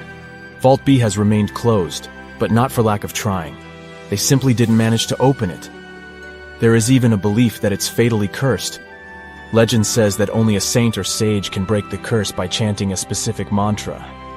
But no one has been able to do this yet, presumably because we don't have saints or sages at our disposal. There is also rumor that in the 30s some temple invaders tried to enter Vault B to do some good old looting. But they never reached their target. Apparently terrible snakes materialized out of nowhere and chased the gang away. But of course, this is just an urban legend, and there is not proof of that. However, it is said that the Auditor General dealing with the temple claimed that Vault B had been opened at least 7 times since 1990, and nothing bad happened to anyone who entered. Who knows? Maybe we should send Indiana Jones to check it out. The First Emperor's Tomb. Deep under a hill, completely undisturbed and surrounded by dangerous traps, lies an ancient 2,000-year-old tomb. It belongs to Qin Shi Huang, the first emperor of China. He was born in the Qin state and became king when he was just a boy. But when he grew up and gained full power, he united the warring states ancient China was divided into by conquering them. After that, he created the Qin dynasty. When he died in 210 BCE, they buried him deep underground in a massive tomb. And when I say massive, I mean massive! Back in 1974, some farmers in Xi'an, China, stumbled upon something strange while digging a well, a huge terracotta soldier. This discovery led to an extensive archaeological dig that has continued for over 40 years, revealing a collection of thousands of clay soldiers. The unique thing about these soldiers is that each one has its own unique features, from hairstyles to facial expressions. It's believed that there could be up to 8,000 of these soldiers, but only 2,000 have been found so far. Interestingly, the central tomb, which is believed to be the resting place of the emperor, is still untouched. In ancient records, there are references to a vast underground city that the emperor built, complete with scenic towers, palaces, and whatnot. Sima Qian, a Han Dynasty historian, wrote that the tomb was adorned with treasures and had space for hundreds of officials, but the lack of technology to properly examine the site is what's holding things up. Qin Shi Huang was surrounded by liquid mercury in his tomb, with two of the streams representing the major rivers of China, Yellow River and Yangtze. The ancient Chinese believed that mercury could provide immortality, but it could have also caused the emperor's death since he regularly took mercury pills to prolong his life. The dangerous levels of mercury contamination in the soil near the tomb are the main reason why scientists are reluctant to explore it. It could be very dangerous both for people and for the environment. Now, if I had to choose which door to open, I'd probably go for the one that doesn't lead to a tomb surrounded by poisonous mercury. Call me crazy, but I'd like to avoid any potential health hazards. Wow! Scientists have found a lost city beneath Egypt's pyramids. And it's incredibly large, bigger than the biggest target you can imagine. Underground chambers, passageways, and vertical structures. Scientists have no idea what purposes they serve. But let's start from the very beginning. Italian and Scottish scientists studying the Pyramid of Khafra discovered something that looked like secret tunnels under 3 pyramids. This find might change what we know about ancient Egypt. The expedition, called the Khafra Project, was led by Corrado Malunga from Pisa, Italy, and Filippo Biondi from the University of Strathclyde, Scotland. Their mission was to focus on exploring Khafra's pyramid, the second largest on the Giza Plateau. Scientists uncovered a massive structure beneath the Pyramid of Khafra. Could it be an ancient Egyptian underground city? The experts analyzed the data they had and came to the conclusion that 8 large vertical structures could be hiding beneath, possibly wells or shafts. They extend a staggering 6,500 feet across. Imagine placing 2.5 Burj Khalifas on the ground, one after another, and you get the sheer size of this find. These shafts also plunge nearly 2,000 feet underground. Some of the deepest underground stations in the world are located at a mere 380 feet underground or so. These cylindrical shafts are surrounded by spiral paths. Picture some old Gothic castle. They're connected to 2 giant, weirdly shaped chambers. Are those cubes? Or possibly bowls? Each of these chambers is likely more than 260 feet across. Now, even though we know about the structures now, no one has figured out their original purpose yet. Want to hear something even more shocking? Okay then. The team is almost sure that similar access points can be found under all 3 pyramids. In other words, all of them might be linked by a hidden system of underground tunnels, chambers, and passages. Even deeper, about 4,000 feet under the surface, there might be more unknown structures. And doesn't it add to the mystery? But the coolest news is that, according to some team members, these hidden structures near Giza pyramids could align with the legendary Halls of Amenti. In ancient Egyptian mythology, it's a place where people are believed to arrive when they're close to the end of their days. There, they are said to take a 3-day-long trial, facing their biggest fears. Now, how did scientists even discover these hidden spaces? To uncover them, researchers used 2 satellites positioned 420 miles above Earth. They sent radar signals to the Giza Plateau, and these signals generated detailed images, which were later compiled into a 3D model of the underground layout, including the newly detected shafts. Then, using synthetic aperture radar or SAR technology, which is a type of radar that can penetrate through stone, the team also spotted 5 small room-like structures hidden deep within the pyramid. One of these chambers contained a sarcophagus, which was once thought to be the tomb of Pharaoh Khafre. But now, scientists believe this was a mistake. The true burial site is likely to be elsewhere. In any case, these 5 hidden rooms were completely unknown before the scans. They seem to be arranged in the center of the pyramid and are linked to underground pathways leading somewhere below the structure. There's an opinion that these tunnels could lead to more hidden chambers and wells. Some of them might be around 4,500 years old. Wow! What if they help us solve ancient civilization mysteries? Preliminary data suggests that all this underground space can be much more than a few empty chambers. There might be many more hidden structures near the Giza pyramids. How come? Well, the thing is, the structure appears to include hollowed-out sections with spiral pathways leading even deeper underground. Refining the images hinting at this could reveal an extensive subterranean network. It might be a whole city hidden under the surface. Now, despite the excitement surrounding these findings, there are also a lot of people who don't believe in the existence of the underground city. They're skeptical about the archaeological discovery in Egypt due to the lack of peer-reviewed verification. That's why several archaeologists and radar experts have challenged the validity of the claims. They've explained that the technology used to make the discovery may not be advanced enough to produce such detailed underground imagery. According to them, the 5 smaller chambers found near the surface could be natural formations, since the area had had sacred significance long before the construction of the pyramids. Some experts have even dismissed the use of radar methods in this context altogether. They call these methods scientifically unproven and question their accuracy. The discovery has also reignited discussions about ancient Egyptian myths and the possibility of hidden texts lying somewhere beneath the Giza pyramids. The layout of the newly detected underground chambers shares similarities with mythological accounts of the Hall of Records, a rumored chamber that could preserve early Egyptian wisdom. If confirmed, these findings could significantly reshape the understanding of Egypt's sacred topography.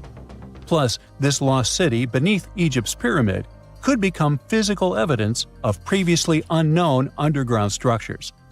That's why the Khafre project is super eager to begin excavating to confirm their findings. But getting approval from Egyptian authorities is a challenging process. The discoveries still need to undergo peer review before they are accepted by the academic community. By the way, this recent archaeological discovery in Egypt comes on the heels of another discovery involving a weird structure beneath the Royal Giza Cemetery, which researchers believe is unnatural in origin. Archaeologists use remote sensing techniques and uncovered a mysterious L-shaped structure underground in the Western Cemetery of Giza. This area is known to house burials of royal family members and high-ranking officials. Many of the tombs in the cemetery have above-ground mastabas, rectangular stone or mud brick structures with flat roofs. But there is an area in the center of the cemetery where there are no above-ground structures. To investigate this unexplored region, the team used electrical resistive tomography and ground-penetrating radar. ERT works by sending electrical currents into the ground and measuring the resistance to detect remains. As for GPR, it sends radar into the ground and maps the structures based on the radar's return. The team found an anomaly about 6.5 feet beneath the surface. It appeared to be an L-shaped structure measuring at least 33 feet in length. The readings suggested that the structure had been backfilled with sand after its construction. This made the team hypothesize that it could be a mix of sand and gravel, or possibly an air void. This anomaly was classified as a highly resistive structure, which meant it didn't occur naturally. Motoyuki Sato, the study's lead author and professor at Tohoku University in Japan, claims that the structure is not a natural formation due to its sharp shape. Another weird thing about ancient Egyptian pyramids is that historians have long believed that they were built primarily for royals and high-status individuals who had the wealth and power to create such massive structures. However, new research from the archaeological site of Tombos in modern-day Sudan challenges this assumption. The thing is, Tombos' pyramid may have served as burial sites for low-status workers as well as elites. The hard-working members of ancient communities may have found their last resting place in some of the most visible monuments, including the pyramids. Located along the Nile River in the ancient region of Nubia, Tombos became part of Egypt after its conquest of the area around 1400 BCE. That's when Egypt established the site to strengthen its colonial control. Workers at Tombos built pyramids, but those were much more modest than the famous pyramids of Giza. The research team reanalyzed 110 human skeletons from Tombos, originally studied in 2012. In particular, they examined the entheses, the areas where tendons and ligaments attach to bones. Such an analysis can give us insights into the amount of physical labor a person performed. When someone does hard labor, their bones often develop distinct crests and ridges at these attachment points due to the stress on the tendons and ligaments. And while some skeletons showed little change in their entheses, suggesting they belonged to individuals from the upper classes, others showed more serious changes. It means they belong to lower-class workers.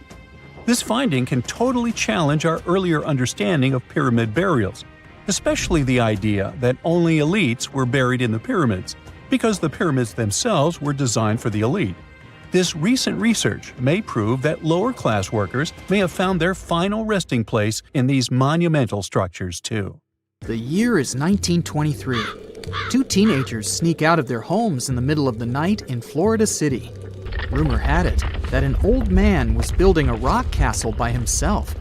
But every time someone tried to see what the old man was doing, he would stop working. The curious teens managed to sneak into Ed's backyard and saw something they could later describe as magic.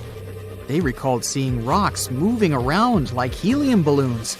The old man was moving up to 30 tons of stone by himself to build his castle. Even if he didn't allow anyone to see him working, he would proudly talk about it around the town. But whenever people asked how he was building a stone castle all on his own, he simply answered, "I cracked the secret of the pyramids." This story begins in Latvia, Edward Leedskalnin's home country. Edward was born in a small village on January 12, 1887.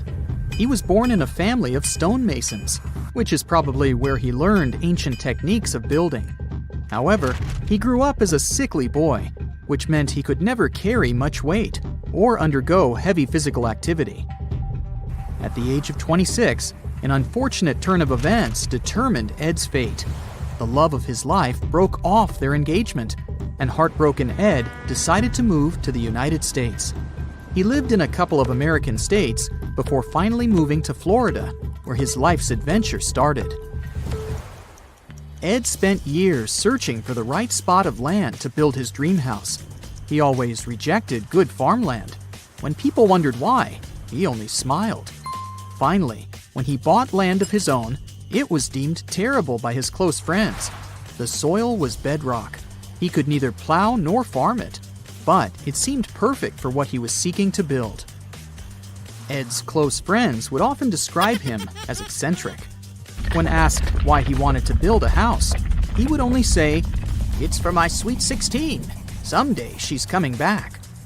Then, he changed the topic of the conversation. It took Ed about 30 years to finish Coral Castle, and he did it all by himself. He would only work under the cloak of night and never let anyone see what he was doing.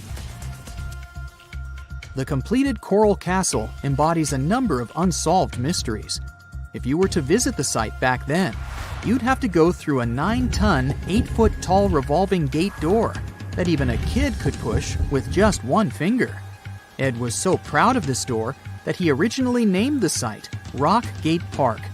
It was renamed Coral Castle only much later, after Ed's passing.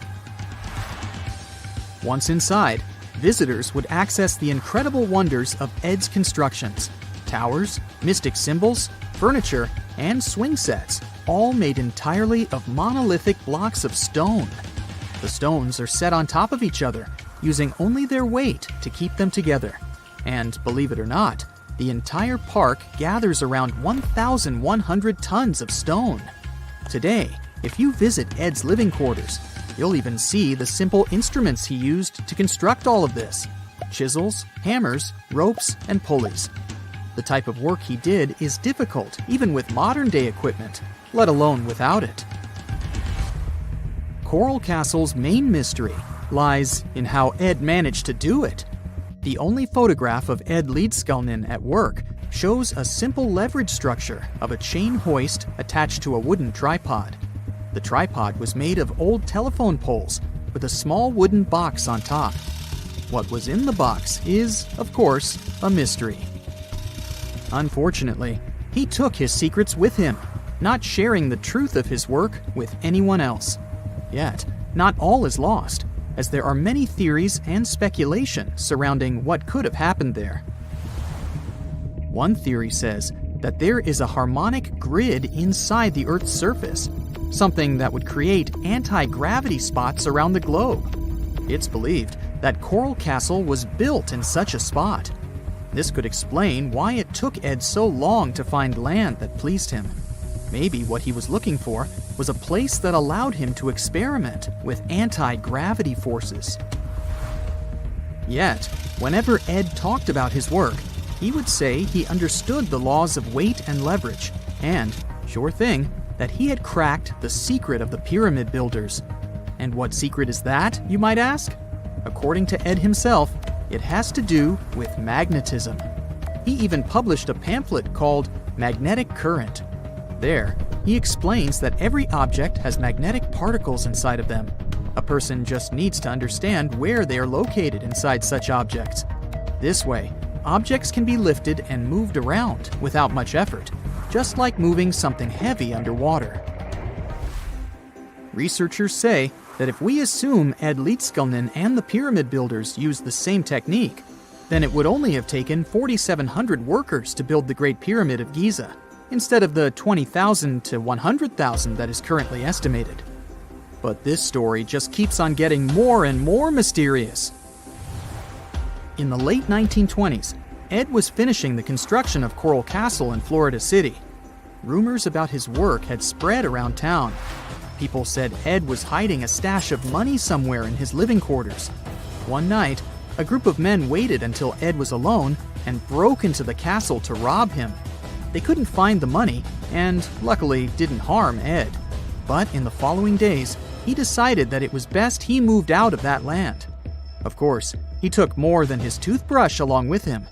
Ed decided to move the entire Coral Castle to another land, 10 kilometers away from where he had built the park. Legend says he hired a truck driver and asked him to swear secrecy about what Ed intended to do. He asked the driver to look away while Ed loaded the truck by himself, moving all of the rocks without any help. With the truck loaded, Ed and his castle moved to Homestead, Florida, where the park is located until this day. In 1986, a group of engineers from Florida University was called to try to fix the park's gate entrance, the 9-ton revolving door that Ed was so proud of. They arrived with plenty of modern-day equipment, including a 20-ton crane. When the engineers took the door down, they noticed that Ed had used a strange circular stone at the bottom of the revolving door. The engineers couldn't understand how this frisbee-sized rock could withstand 9 tons of weight without breaking into pieces. They sent the rock to the geology department at the University of Florida, but the geologists simply returned the rock, saying they couldn't find a match of this rock in their databases. They couldn't determine its origin. The engineers put the 9-ton gate back into place, trying to use other techniques. At first, it didn't work without the base rock Ed had originally used. So, they had to cut the gate rock to make it work as a revolving door once again, proving that modern-day technology couldn't replicate what Ed had done single-handedly. Fast forward to 2011, and another man claimed to have cracked the code of the pyramid builders and Ed Leedskalnin himself. Wally Wallington, a retired construction worker from Lapeer County, Michigan, has managed to build using similar techniques to those used by Ed. Wallington is known for having built his personal Stonehenge in Michigan. He is said to have used simple machines, such as levers and counterweights, moving around multi-thousand-pound concrete blocks. Unlike Ed, Wallington has shared his techniques with the public. Multiple videos are showing the clever engineering he built from very simple materials. It sure is impressive. The man has moved his entire barn into another property just with the help of simple tools. However, there is no way to prove that these were the same techniques used to build Coral Castle. To this day, the secrets of Coral Castle haven't been unraveled. But hey, we can always keep trying to solve it. Scientists have discovered a never-before-seen pyramid immersed in the sands of Judea. After a little digging, they discovered that it held treasures that had been untouched for over 2 millennia and historical secrets that we can only now access. At the Zohar Fortress site, 2,600 feet above the Dead Sea, archaeologists were searching for manuscripts that would provide new information about the history of the site.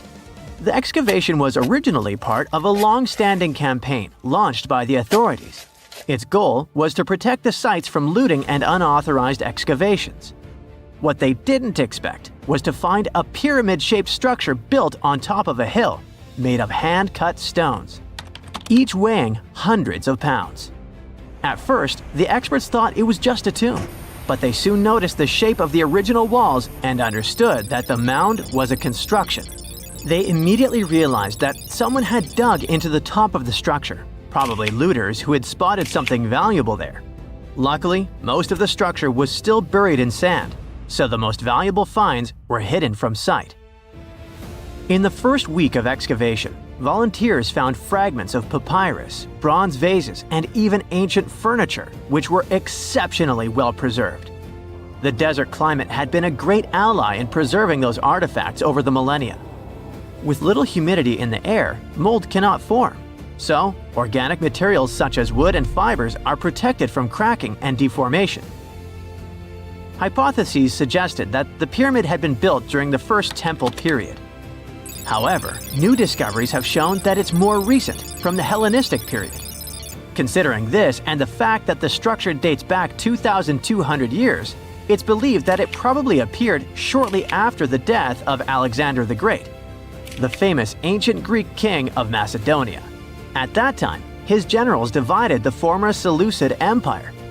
Ptolemy took control of Egypt and the surrounding regions, including the Dead Sea area, while Seleucus took control of the north, which is now part of the Middle East. It's still not known for sure whether the pyramid was built under the rule of the Ptolemaics or the Seleucids. Both Ptolemaic coins and coins from the Seleucid kingdom have been found at the site. Even so, many scholars believe it was built when the region was under Ptolemaic control. Evidence also suggests that the building, despite its longevity, collapsed at some point. But that's not why it was abandoned by the ancient Egyptians, which begs the question of what purpose it was built for. Some believe it was used as a tomb due to its picturesque location on top of a hill. Others believed it may have served as a historical monument. However, one of the strongest theories is that the pyramid was a guard tower, protecting an important trade route along which salt and bitumen resources from the Dead Sea were transported to coastal ports. They also believe it may have been used by Ptolemaic officials to collect taxes from travelers. It would be something equivalent to our modern-day toll booths, or even port inspection agencies. Although the contents of the papyrus documents remain a mystery, it seems very likely they were written using the Greek alphabet, and some experts believe that they may have been tax documents, which would make perfect sense, given the theory that the pyramid was a guard tower. The team calls it a fascinating historical mystery that the dig is helping to unravel, but the find is just a grain of sand in an entire desert. The dig is part of a larger project that's been going on for a long time. And in the last 8 years alone, it has scanned 111 miles of desert cliffs and identified approximately 900 caves within that radius. Using rappelling equipment, advanced technology, and specialized documentation methods, archaeologists discovered thousands of rare items, such as hidden scrolls, woodworking tools, carpets, leather goods, and even treasures. For them, the Judean desert is an ancient vault just waiting to be opened to reveal its secrets. A few years before they found the mysterious pyramid, they discovered a cave that had served as a refuge for Jewish rebels almost 1900 years ago. The site was about 262 feet from the top of a cliff, and because of its difficult access, it hadn't been explored yet. Inside, they found previously unpublished fragments of the Dead Sea Scrolls that contained religious passages written in Greek. 11 lines of text were reconstructed thanks to the good condition of the papyri. So, scientists were able to identify their etymological content. Probably the best thing, there was no problem with preservation. Thanks to the dry and hot conditions of the desert, the artifacts were in impeccable condition. And there were other historical treasures there. The teams found rare coins, a partially mummified skeleton over 6,000 years old, with skin, tendons, and even strands of hair. There was also a giant basket made of plant fibers, considered the oldest in the world, more than 10,000 years old. With a capacity of up to 26 gallons, it was made about 1,000 years before the invention of ceramics. Speaking of historical treasures, there's another one that has caught the attention of the scientific community. A small piece of fabric that is around 3,800 years old. But it's more than just simple fabric. Dyed with the rare scarlet paint mentioned many times in ancient religious texts, this find is the oldest known evidence of fabric painted with a dye made from insects known as scarlet worms. This is where the intense red hue comes from. It was a highly valued color, like royal blue and purple, because those insects lived in oak trees and could only be harvested for a short period during the year. So, those dyes were reserved for sacred fabrics, such as priests' clothes, marking status and religious importance. And although this discovery had great significance for archaeology, its size was actually tiny, measuring less than 1 inch. The fragment was discovered in 2016 during excavations in the so-called Cave of Skulls, but it's not known exactly how this fabric got there. According to experts, it's evidence that people knew how to dye wool fibers already 3,800 years ago or so. It also provides us with proof that the ancient textile industry already used animals at about the same time people began to create written sources. Fabrics painted using this type of dye were recorded in more recent periods. But what makes this piece really special is the fact that it is much older than any other. Another important discovery was made in 1980, when scientists found a seed that was over 1,000 years old, which turned into a mysterious tree named Sheba. They spent 14 years cultivating this plant, which is now about 10 feet tall, only to discover later that it could belong to an extinct lineage of trees that had grown in the region. The seed dates back to a period between 993 and 1202 CE, and they believe that Sheba may be a biblical tree commonly associated with healing. Although it's not been possible to identify the exact species, since the tree hasn't flowered, we know that it belongs to the genus Commiphora, which is related to famous African plants, such as the myrrh tree. But time has revealed something even more special. Its leaves and resins are rich in compounds that have medicinal, antioxidant, and even skin-soothing properties. This means that the tree may represent a forgotten lineage whose resin had medicinal value and was mentioned in ancient texts. This brings to light how ancient people dealt with botanical medicine. X-rays are a type of invisible radiation that can pass through our bodies and objects. They're very important in the field of medicine because they allow doctors to see inside our bodies without having to perform surgery. Now, let's dive into how X-rays work. They're a kind of electromagnetic radiation, just like light or radio waves. However, they have much higher energy than light, which makes them able to go through objects that light cannot. Imagine you have a powerful flashlight. If you try to shine it through a wall, the light won't go through because the wall is too thick.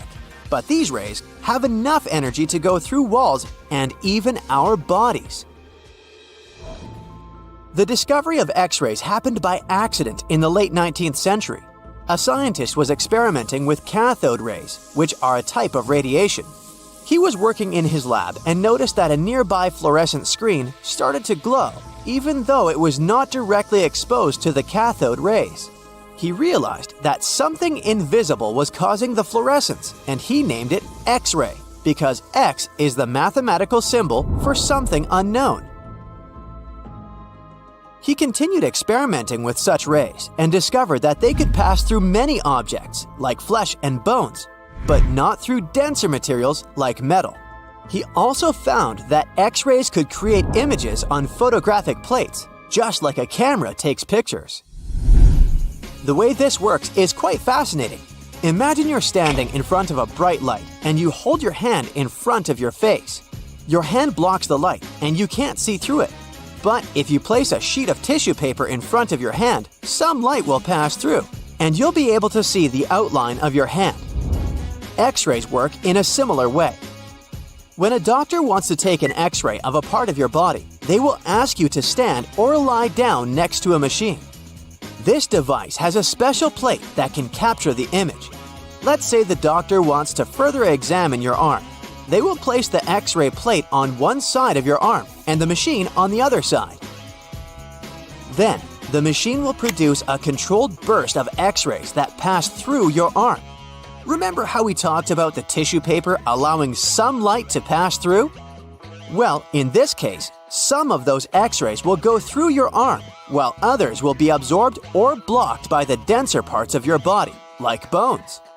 The plate captures the X-rays that pass through your arm, and it creates an image. This image shows the bones and other structures inside your body, allowing the doctor to see if there are any problems or injuries.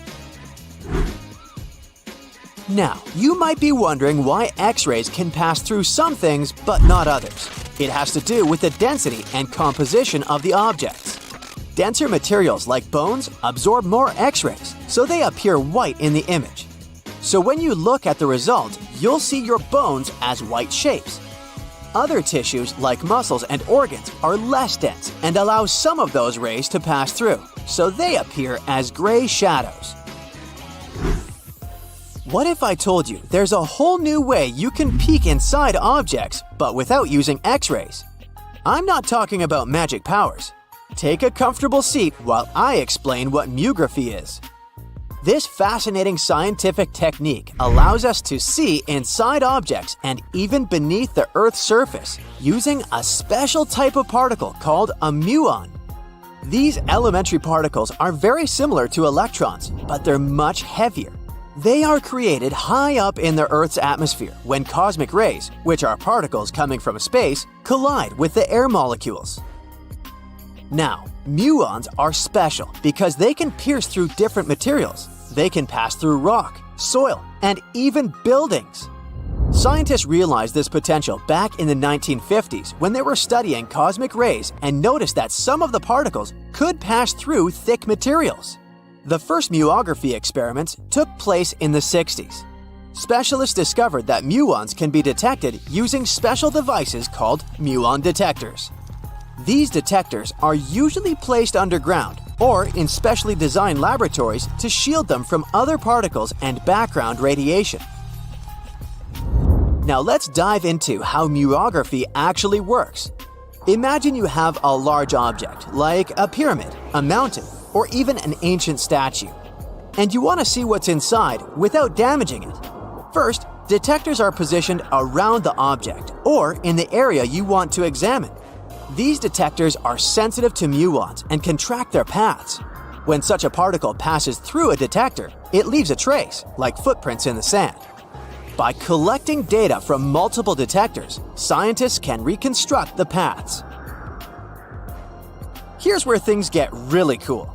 The Earth's atmosphere acts like a natural filter for muons. It turns out that the more massive an object is, the more particles it will block.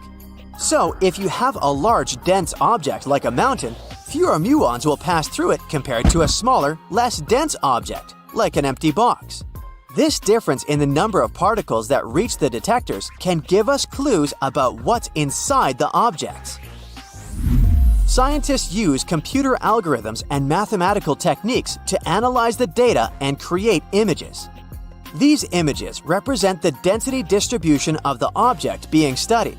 It's like creating a map that shows where the densest areas are and where there's gaps inside the object.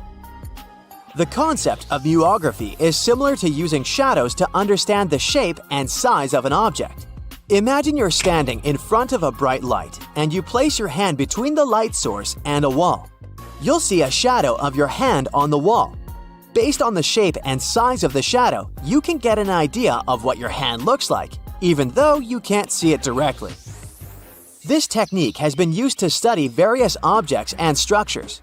For example, scientists have used it to explore the inside of volcanoes and pyramids, and even to investigate the structure of mountains and the Earth's crust.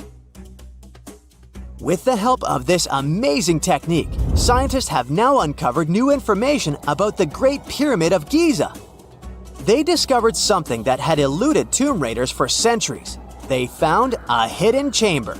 And guess what they named it? The Big Void. Yeah, I know, not the most creative name. They even used 3 different muon detection techniques just to be super sure that it was indeed a big, mysterious void inside the grandest pyramid of them all. Once news got out about this mind-boggling discovery, Egyptian authorities couldn't resist the temptation to explore further. So they brought in an endoscope camera to confirm the existence of this epic void. So they inserted a camera through one of the openings underneath the entrance, and voila, it revealed a corridor. More so, the corridor had a chevron ceiling. I can't help but imagine the ancient Egyptians using it as a cool dance floor. Another team of scientists decided to take another shot at scanning this newfound void. According to them, the Great Pyramid of Giza is a pioneer in the pyramid game. It used a technique called chevron to cover internal structures and keep them from collapsing. Now, why did the ancient Egyptians build this corridor and the grand void it leads to? One theory suggests that the corridor was built to relieve pressure inside the pyramid. Another theory says that the void could be a result of the pyramid's construction process. It could have been an internal ramp used to move roof blocks into position, and then it was left there or filled loosely with rubble. According to other enthusiastic explorers, there might be another burial chamber waiting to be discovered. They believe that the pyramids were built with a dash of randomness in the construction process. As the builders worked their magic, they realized that some chambers wouldn't be able to handle the weight of a majestic sarcophagus. So they made adjustments on the fly, creating new plans as they went along. In 1850, French scientist Auguste Mariette went to Egypt looking for manuscripts, but accidentally found a head of a sphinx sticking out of the dunes. He cleared the sand and figured out the sphinx was guiding the entrance to some underground construction. Several months later, he finally entered the Serapium of Saqqara. Inside, he found an enormous granite sarcophagi with remnants of 64 bulls. Scientists are still amazed by the tech that the ancient Egyptians used to transport those enormous boxes. The Serapium was built around the year 3000 before the Common Era. It was an underground tomb built to honor the sacred Apis bulls of ancient Egypt. It had a long hallway, almost 500 feet long, with giant stone rooms on both sides. Some of the sarcophagi weighed as much as 50 average cars, and all of them were made with super precision with exact 90-degree angles. These sarcophagi were beautifully decorated with hieroglyphs and carvings that told stories about the lives and importance of the Apis bulls. Now, there are 24 sarcophagi left. In ancient Egypt, Apis bulls were very special animals connected to the deity Petra. They thought the bulls carried Petra's spirit and wisdom, helped the pharaoh, and protected the Egyptians. Priests looked for special markings on young bulls to find Apis bulls. It could be a white triangle on its forehead, which symbolized divine light, a shape on its back like a vulture's wing, and a scarab shape under its tongue, which stood for rebirth. If a bull had these signs, they believed it was chosen by Petra and treated it like royalty. The chosen bulls lived in a special temple in Memphis, the city where they worshipped Petra. They received the best care and offerings from visitors who wanted their blessings. When an Apis bull passed away, it was treated with great honor and mummified. When Mariette entered the Serapium, he noticed traces of rollers on the gallery's floor and found 2 wooden horizontal winches.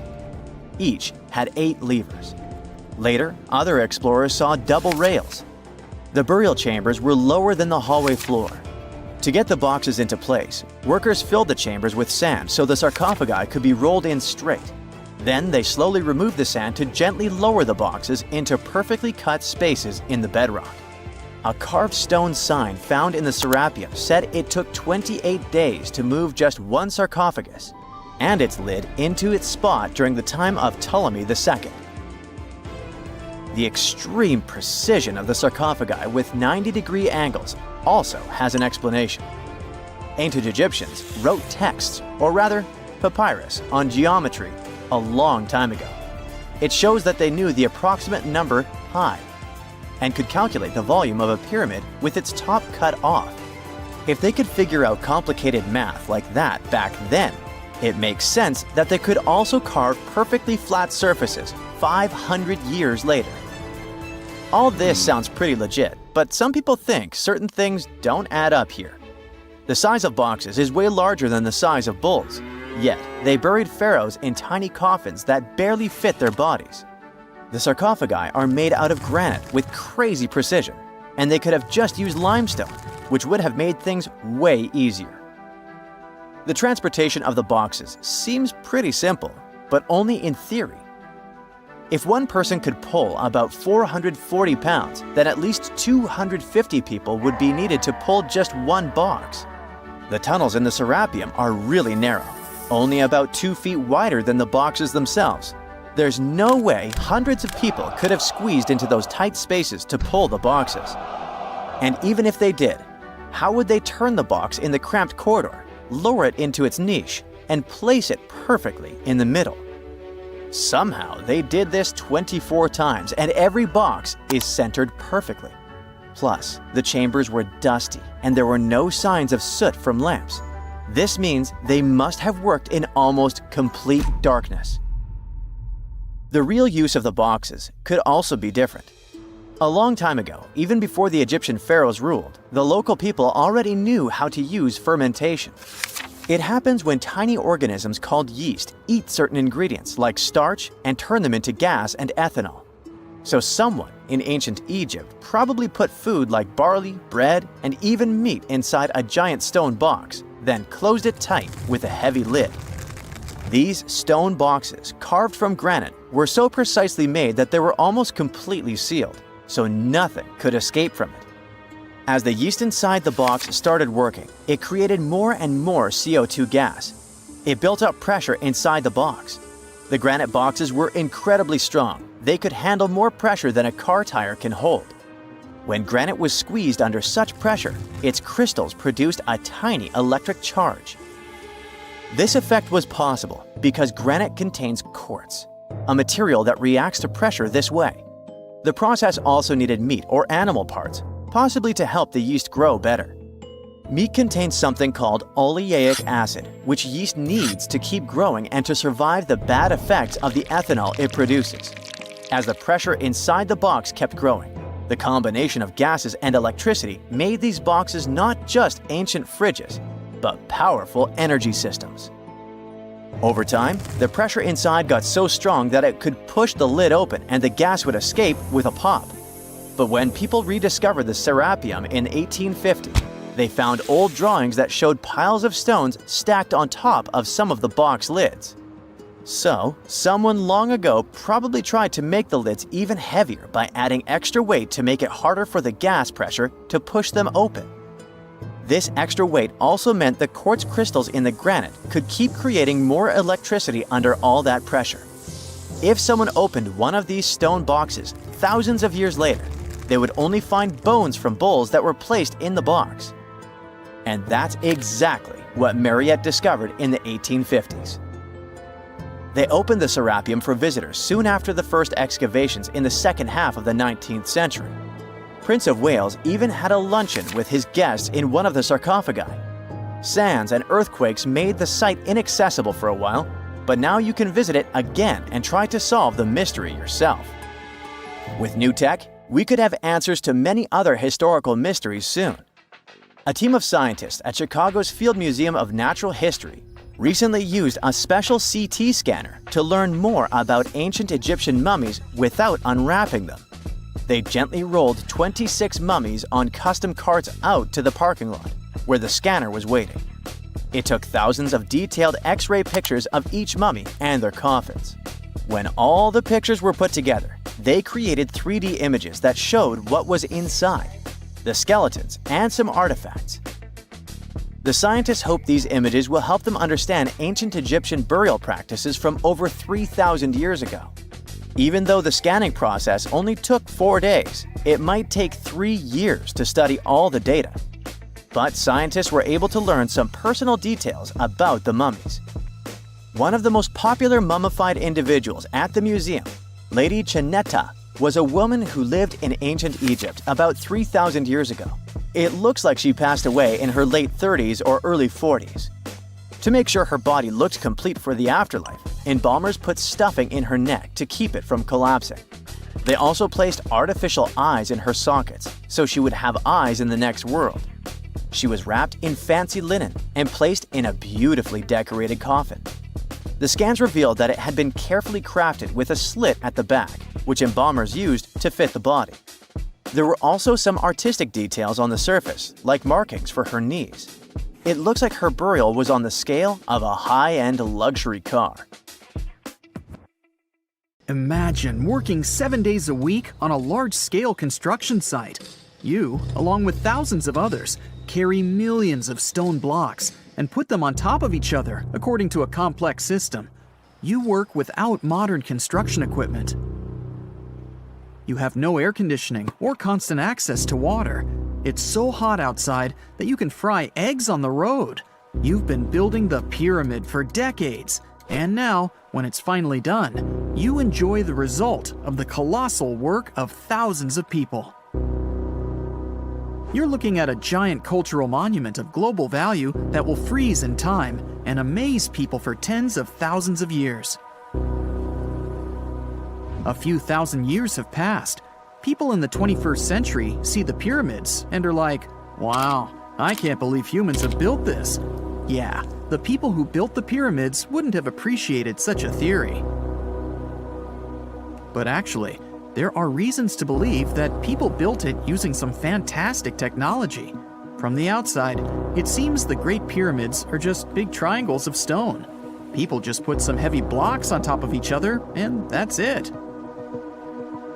In fact, the design seems too perfect to be true. The pyramid consists of more than 2 million blocks. They lay so close to each other and are so even that you couldn't squeeze even a thin sheet of paper between them. Scientists still can't figure out the exact technology for building the Egyptian pyramids. One of the biggest and most famous is the Great Pyramid of Giza. This huge construction, well known all over the world, has one big secret. There should be a capstone on top of the pyramid. It's a triangular-shaped stone block, a small pyramid on top of a huge one. It's also called a pyramidion.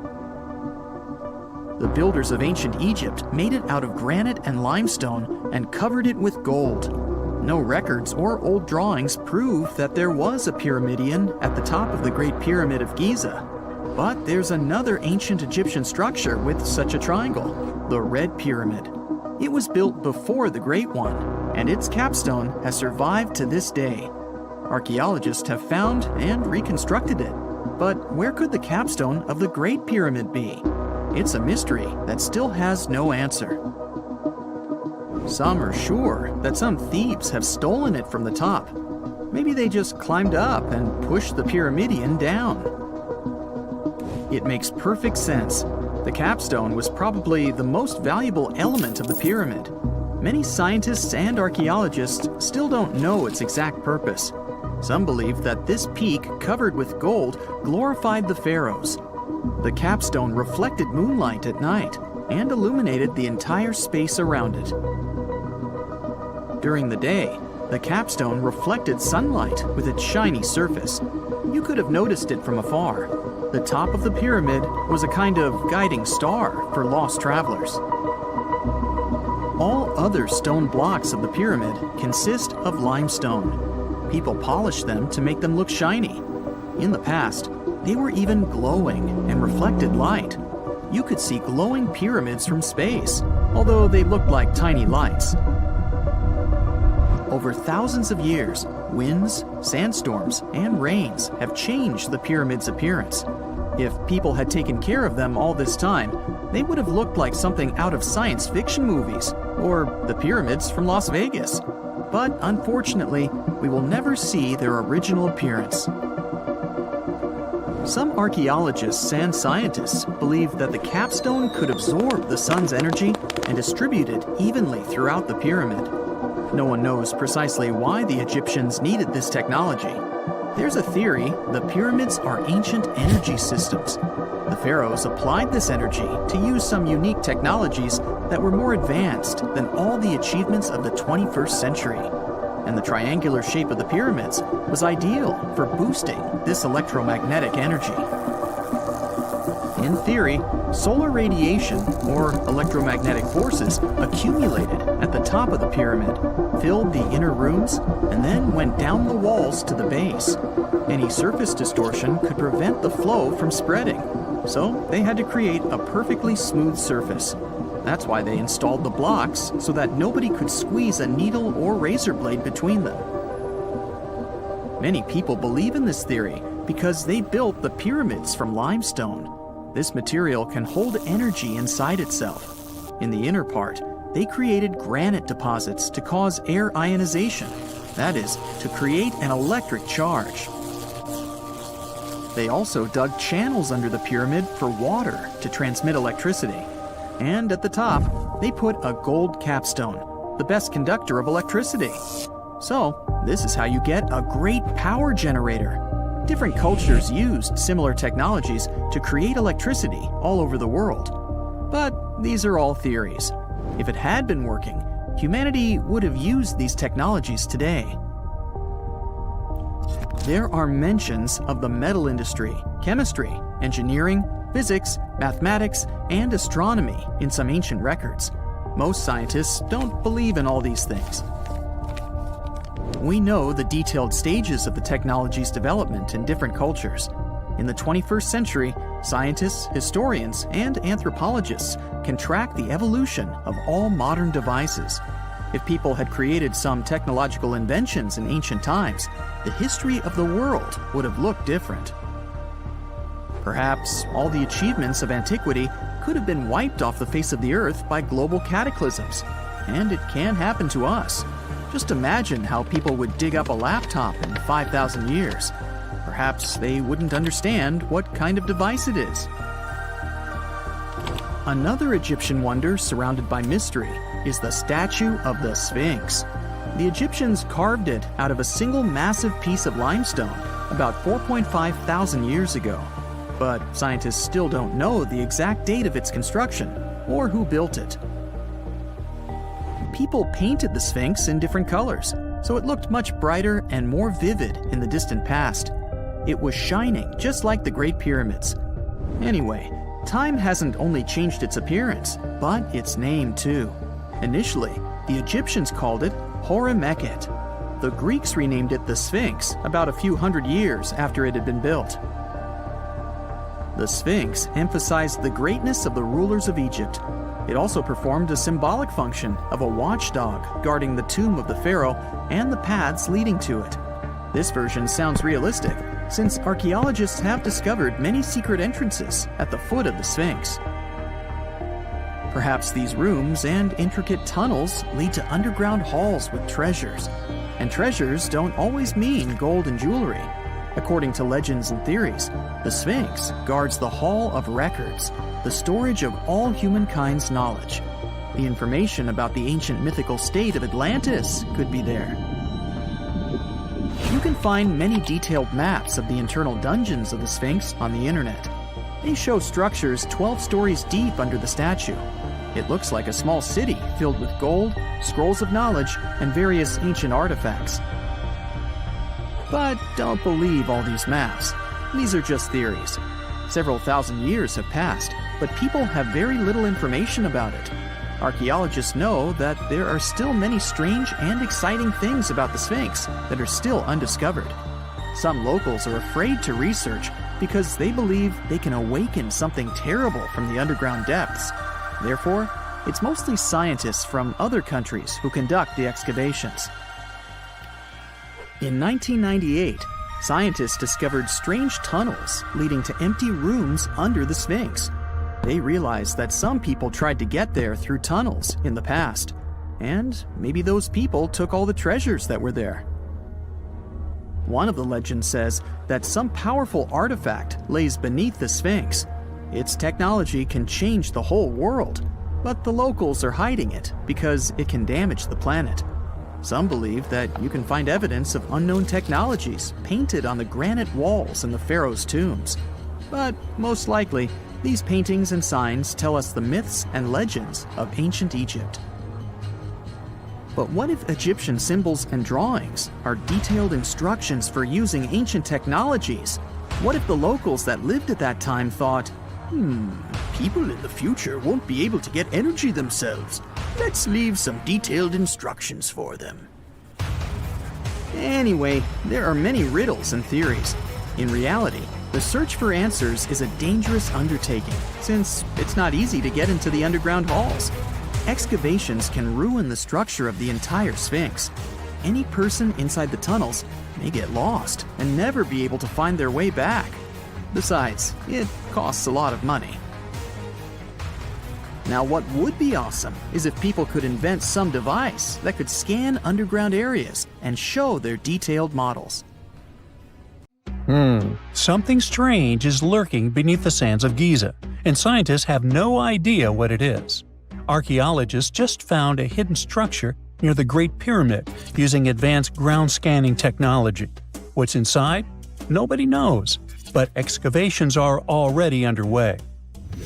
The Great Pyramid of Giza is one of the most famous monuments on Earth, but it doesn't stand alone. It's surrounded by an ancient necropolis, a massive royal graveyard filled with tombs and monuments. They belong to pharaohs, nobles, and other high-ranking officials. Most of these tombs are above the ground. They're called mastabas, rectangular, flat-roofed tombs built from limestone or mud brick, and they've been studied for decades. But from old movies, we know that these weren't simple graves. They have deep vertical shafts leading to underground burial chambers, where the past was sealed away for eternity.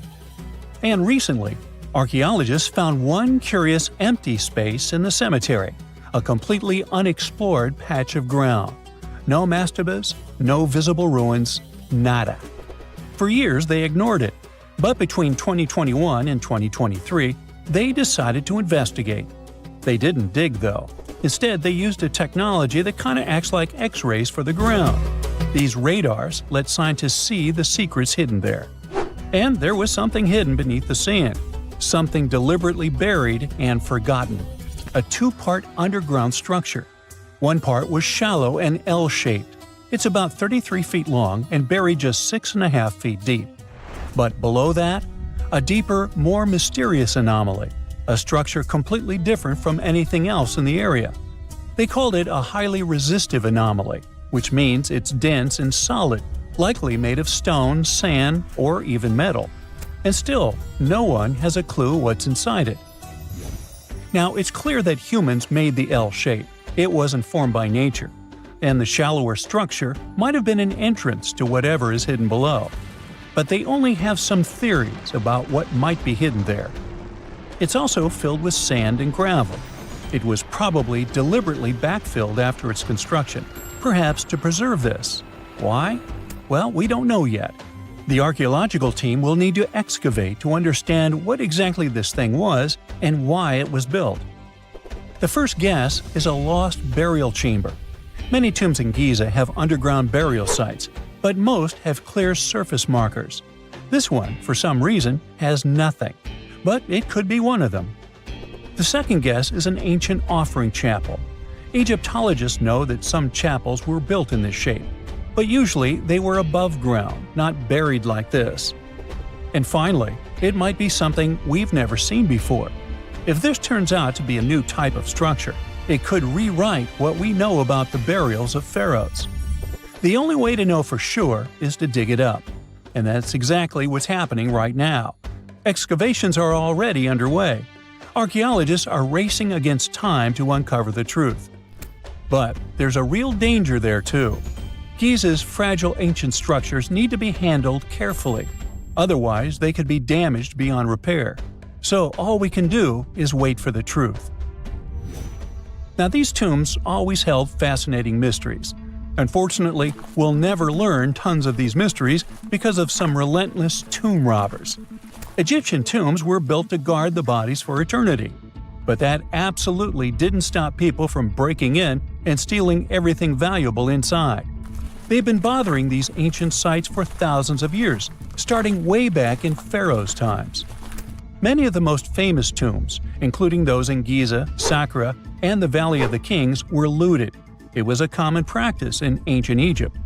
And they were serious about this whole thing. They dug secret tunnels to bypass traps and walls, bribed or threatened tomb workers to get inside knowledge, cracked open sarcophagi to grab gold, jewelry, and artifacts. And by the time modern archaeologists got to most of these tombs, they had already been picked clean. The reigning pharaohs got tired of this infuriating nonsense. The Valley of the Kings, the famous burial ground of Egyptian royalty, was supposed to be the ultimate safe zone. Tombs were built deep underground, hidden in the desert. Passages were sealed with giant stone blocks. False doors and traps were added to confuse thieves. Even curses were written on the walls, warnings of horrible endings for anyone who dared to disturb the tomb, which is exactly where we got all those horror stories about mummies from. Spoiler alert, none of it worked. Most tombs in the Valley of the Kings were fully robbed within 100 years of being sealed. Even King Tutankhamun's tomb, one of the most famous in history, was broken into twice in ancient times. Some of them decided to try and fight back. The New Kingdom rulers built hidden unmarked tombs in a way that should have prevented the looters from finding them, but didn't work. Some pharaohs, like Ramses II, were moved in secret to prevent their bodies from being stolen. Nope, didn't matter. The grave robbers always won. That's because tomb raiders weren't just random thieves. They were skilled, organized, and well-connected. They knew exactly where to look. Many were the ones who had built these sites in the first place, and they knew where the entrances were. If they couldn't smash through the doors, they'd dig through the walls, floors, and even ceilings to break inside. They also worked fast, often within a few years after the tombs were sealed, before anyone forgot where the valuable stuff was. The Khufu's pyramid, the one that's next to this newly discovered structure, was looted long before modern times. The one thing left inside when explorers got there? An empty granite box where the sarcophagus used to be. Unfortunately, it's not just about gold. History itself gets stolen during these raids. Ancient Egyptians wrote detailed records of what exactly and where they buried. So when archaeologists compare these lists to what's found, they can see what's missing, which is often everything valuable. Most artifacts don't end up in museums. They just disappear into private collections, where they can never be studied again. Which is, of course, completely unfair. In fact, a few countries have had enough and started passing laws to take historical artifacts back from private collectors. In Italy, if you own an ancient Roman artifact, you must prove you got it legally. China is actively hunting down stolen artifacts, and they must find ways to retrieve it back from the Western collectors. In Egypt, they passed new laws making it illegal for private citizens to own any ancient Egyptian artifacts at all. Other countries, like the US, the UK, Germany, or Switzerland, are completely fine with rich guys owning their history. The British Museum is built on looted things. European empires invaded half the planet and took whatever they wanted back home.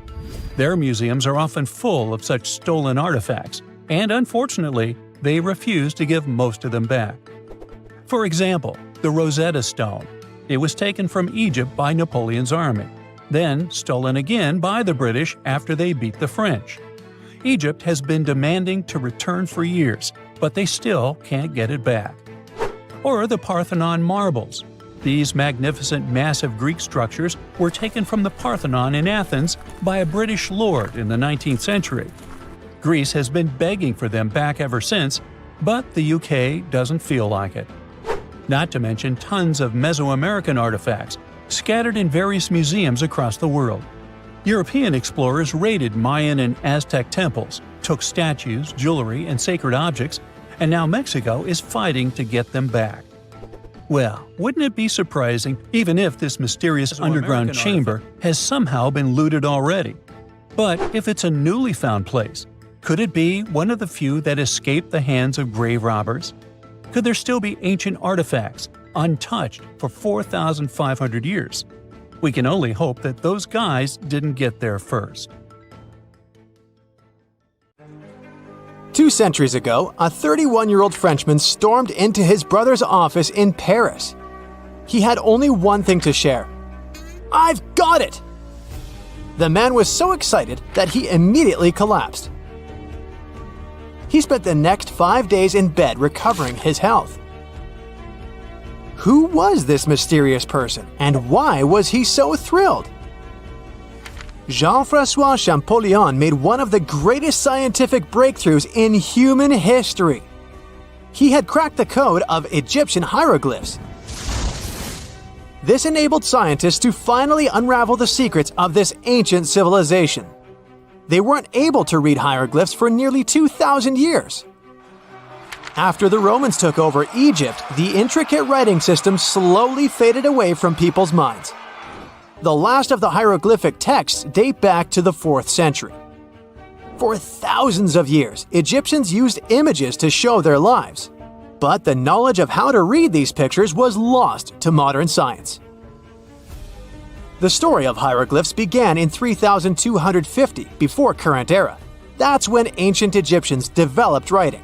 Their motivation was to better organize the distribution and storage of goods.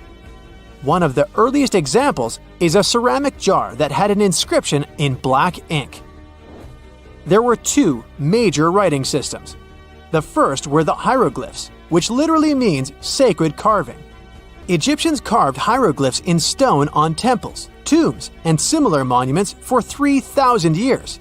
They present a system of pictorial texts. A pictograph is a picture or a drawing that stands for an idea of a word. It's a precursor to the true writing as we have it today.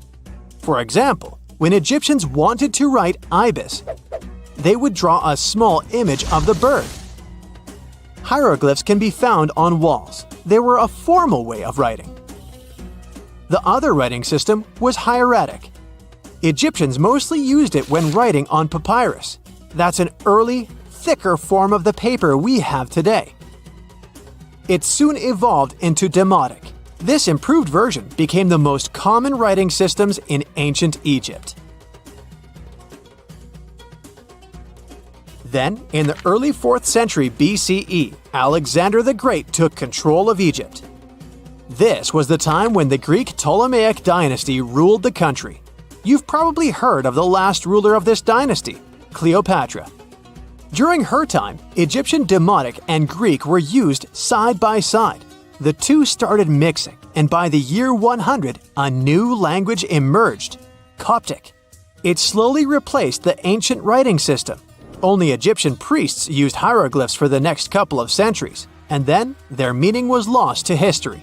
But not forever. Arabs were the first who tried to solve the mystery of the hieroglyphs. Medieval travelers came across these strange symbols and wanted to understand their meaning. They consulted speakers of Coptic and translated text from Greek and Latin into Arabic to break the code of the hieroglyphs. During the Renaissance, Europeans also became fascinated with the legacy of ancient Egypt.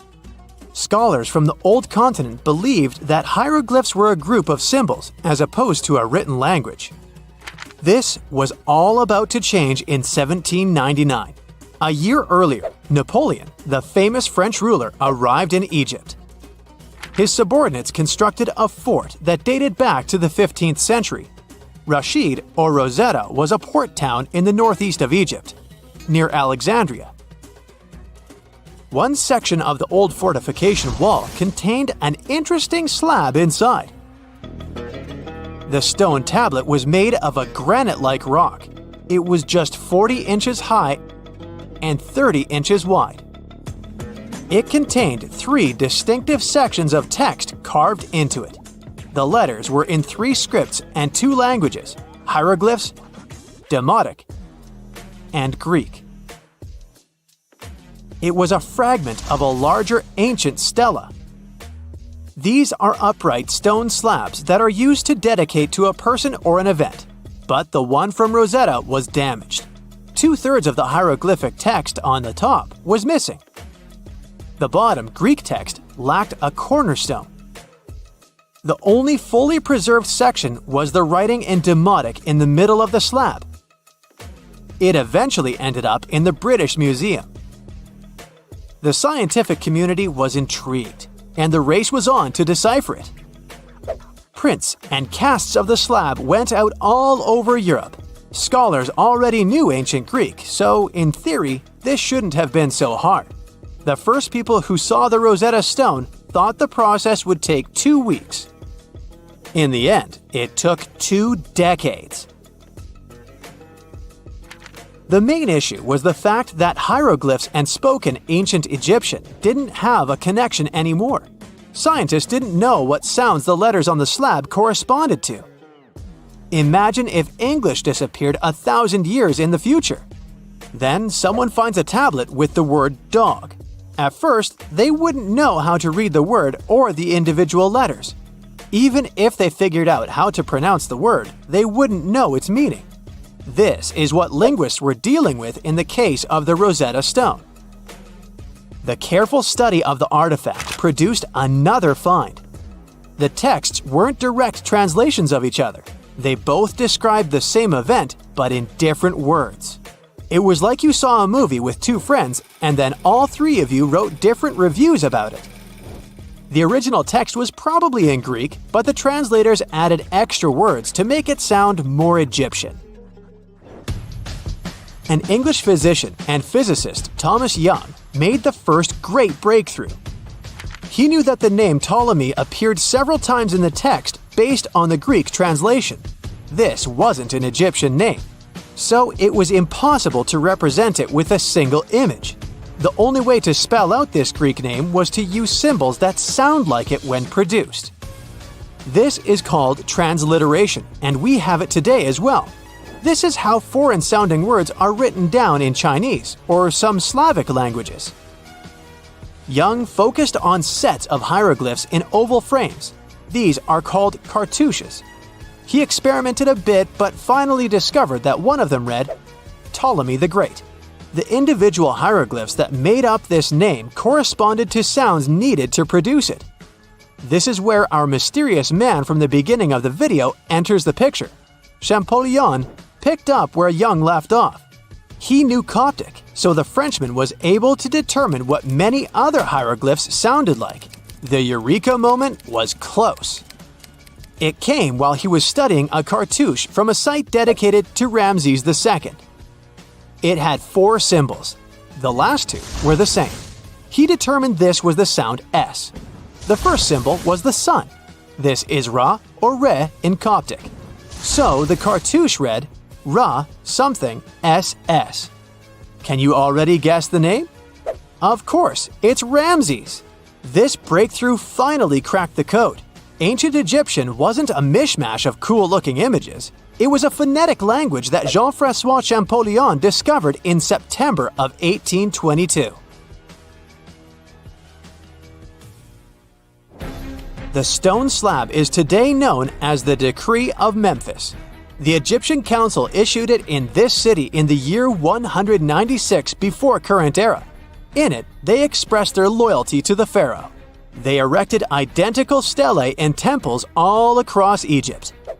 The Rosetta Stone was just one copy of them. But its content is less important than the fact that Champollion's translation gave these ancient peoples their voice again. During the 1800s, European scholars didn't think that the Egyptian civilization was much older than classical Greek or Roman. Now that scientists could read hieroglyphs, a whole new chapter of human history opened. One of the most famous finds in the history of archaeology happened in 1922. That's when the British archaeologist Howard Carter discovered the tomb of Pharaoh Tutankhamun in Egypt's Valley of the Kings. The whole world admired King Tut's golden mask. But without Champollion's pioneering work, it would be impossible to know who its owner was. The young pharaoh's cartouche is phonetic. For instance, you pronounce the pictograph of a chick as the vowel U. The symbol for the key of life is an ankh, and there is a shepherd's crook in the end. Its symbol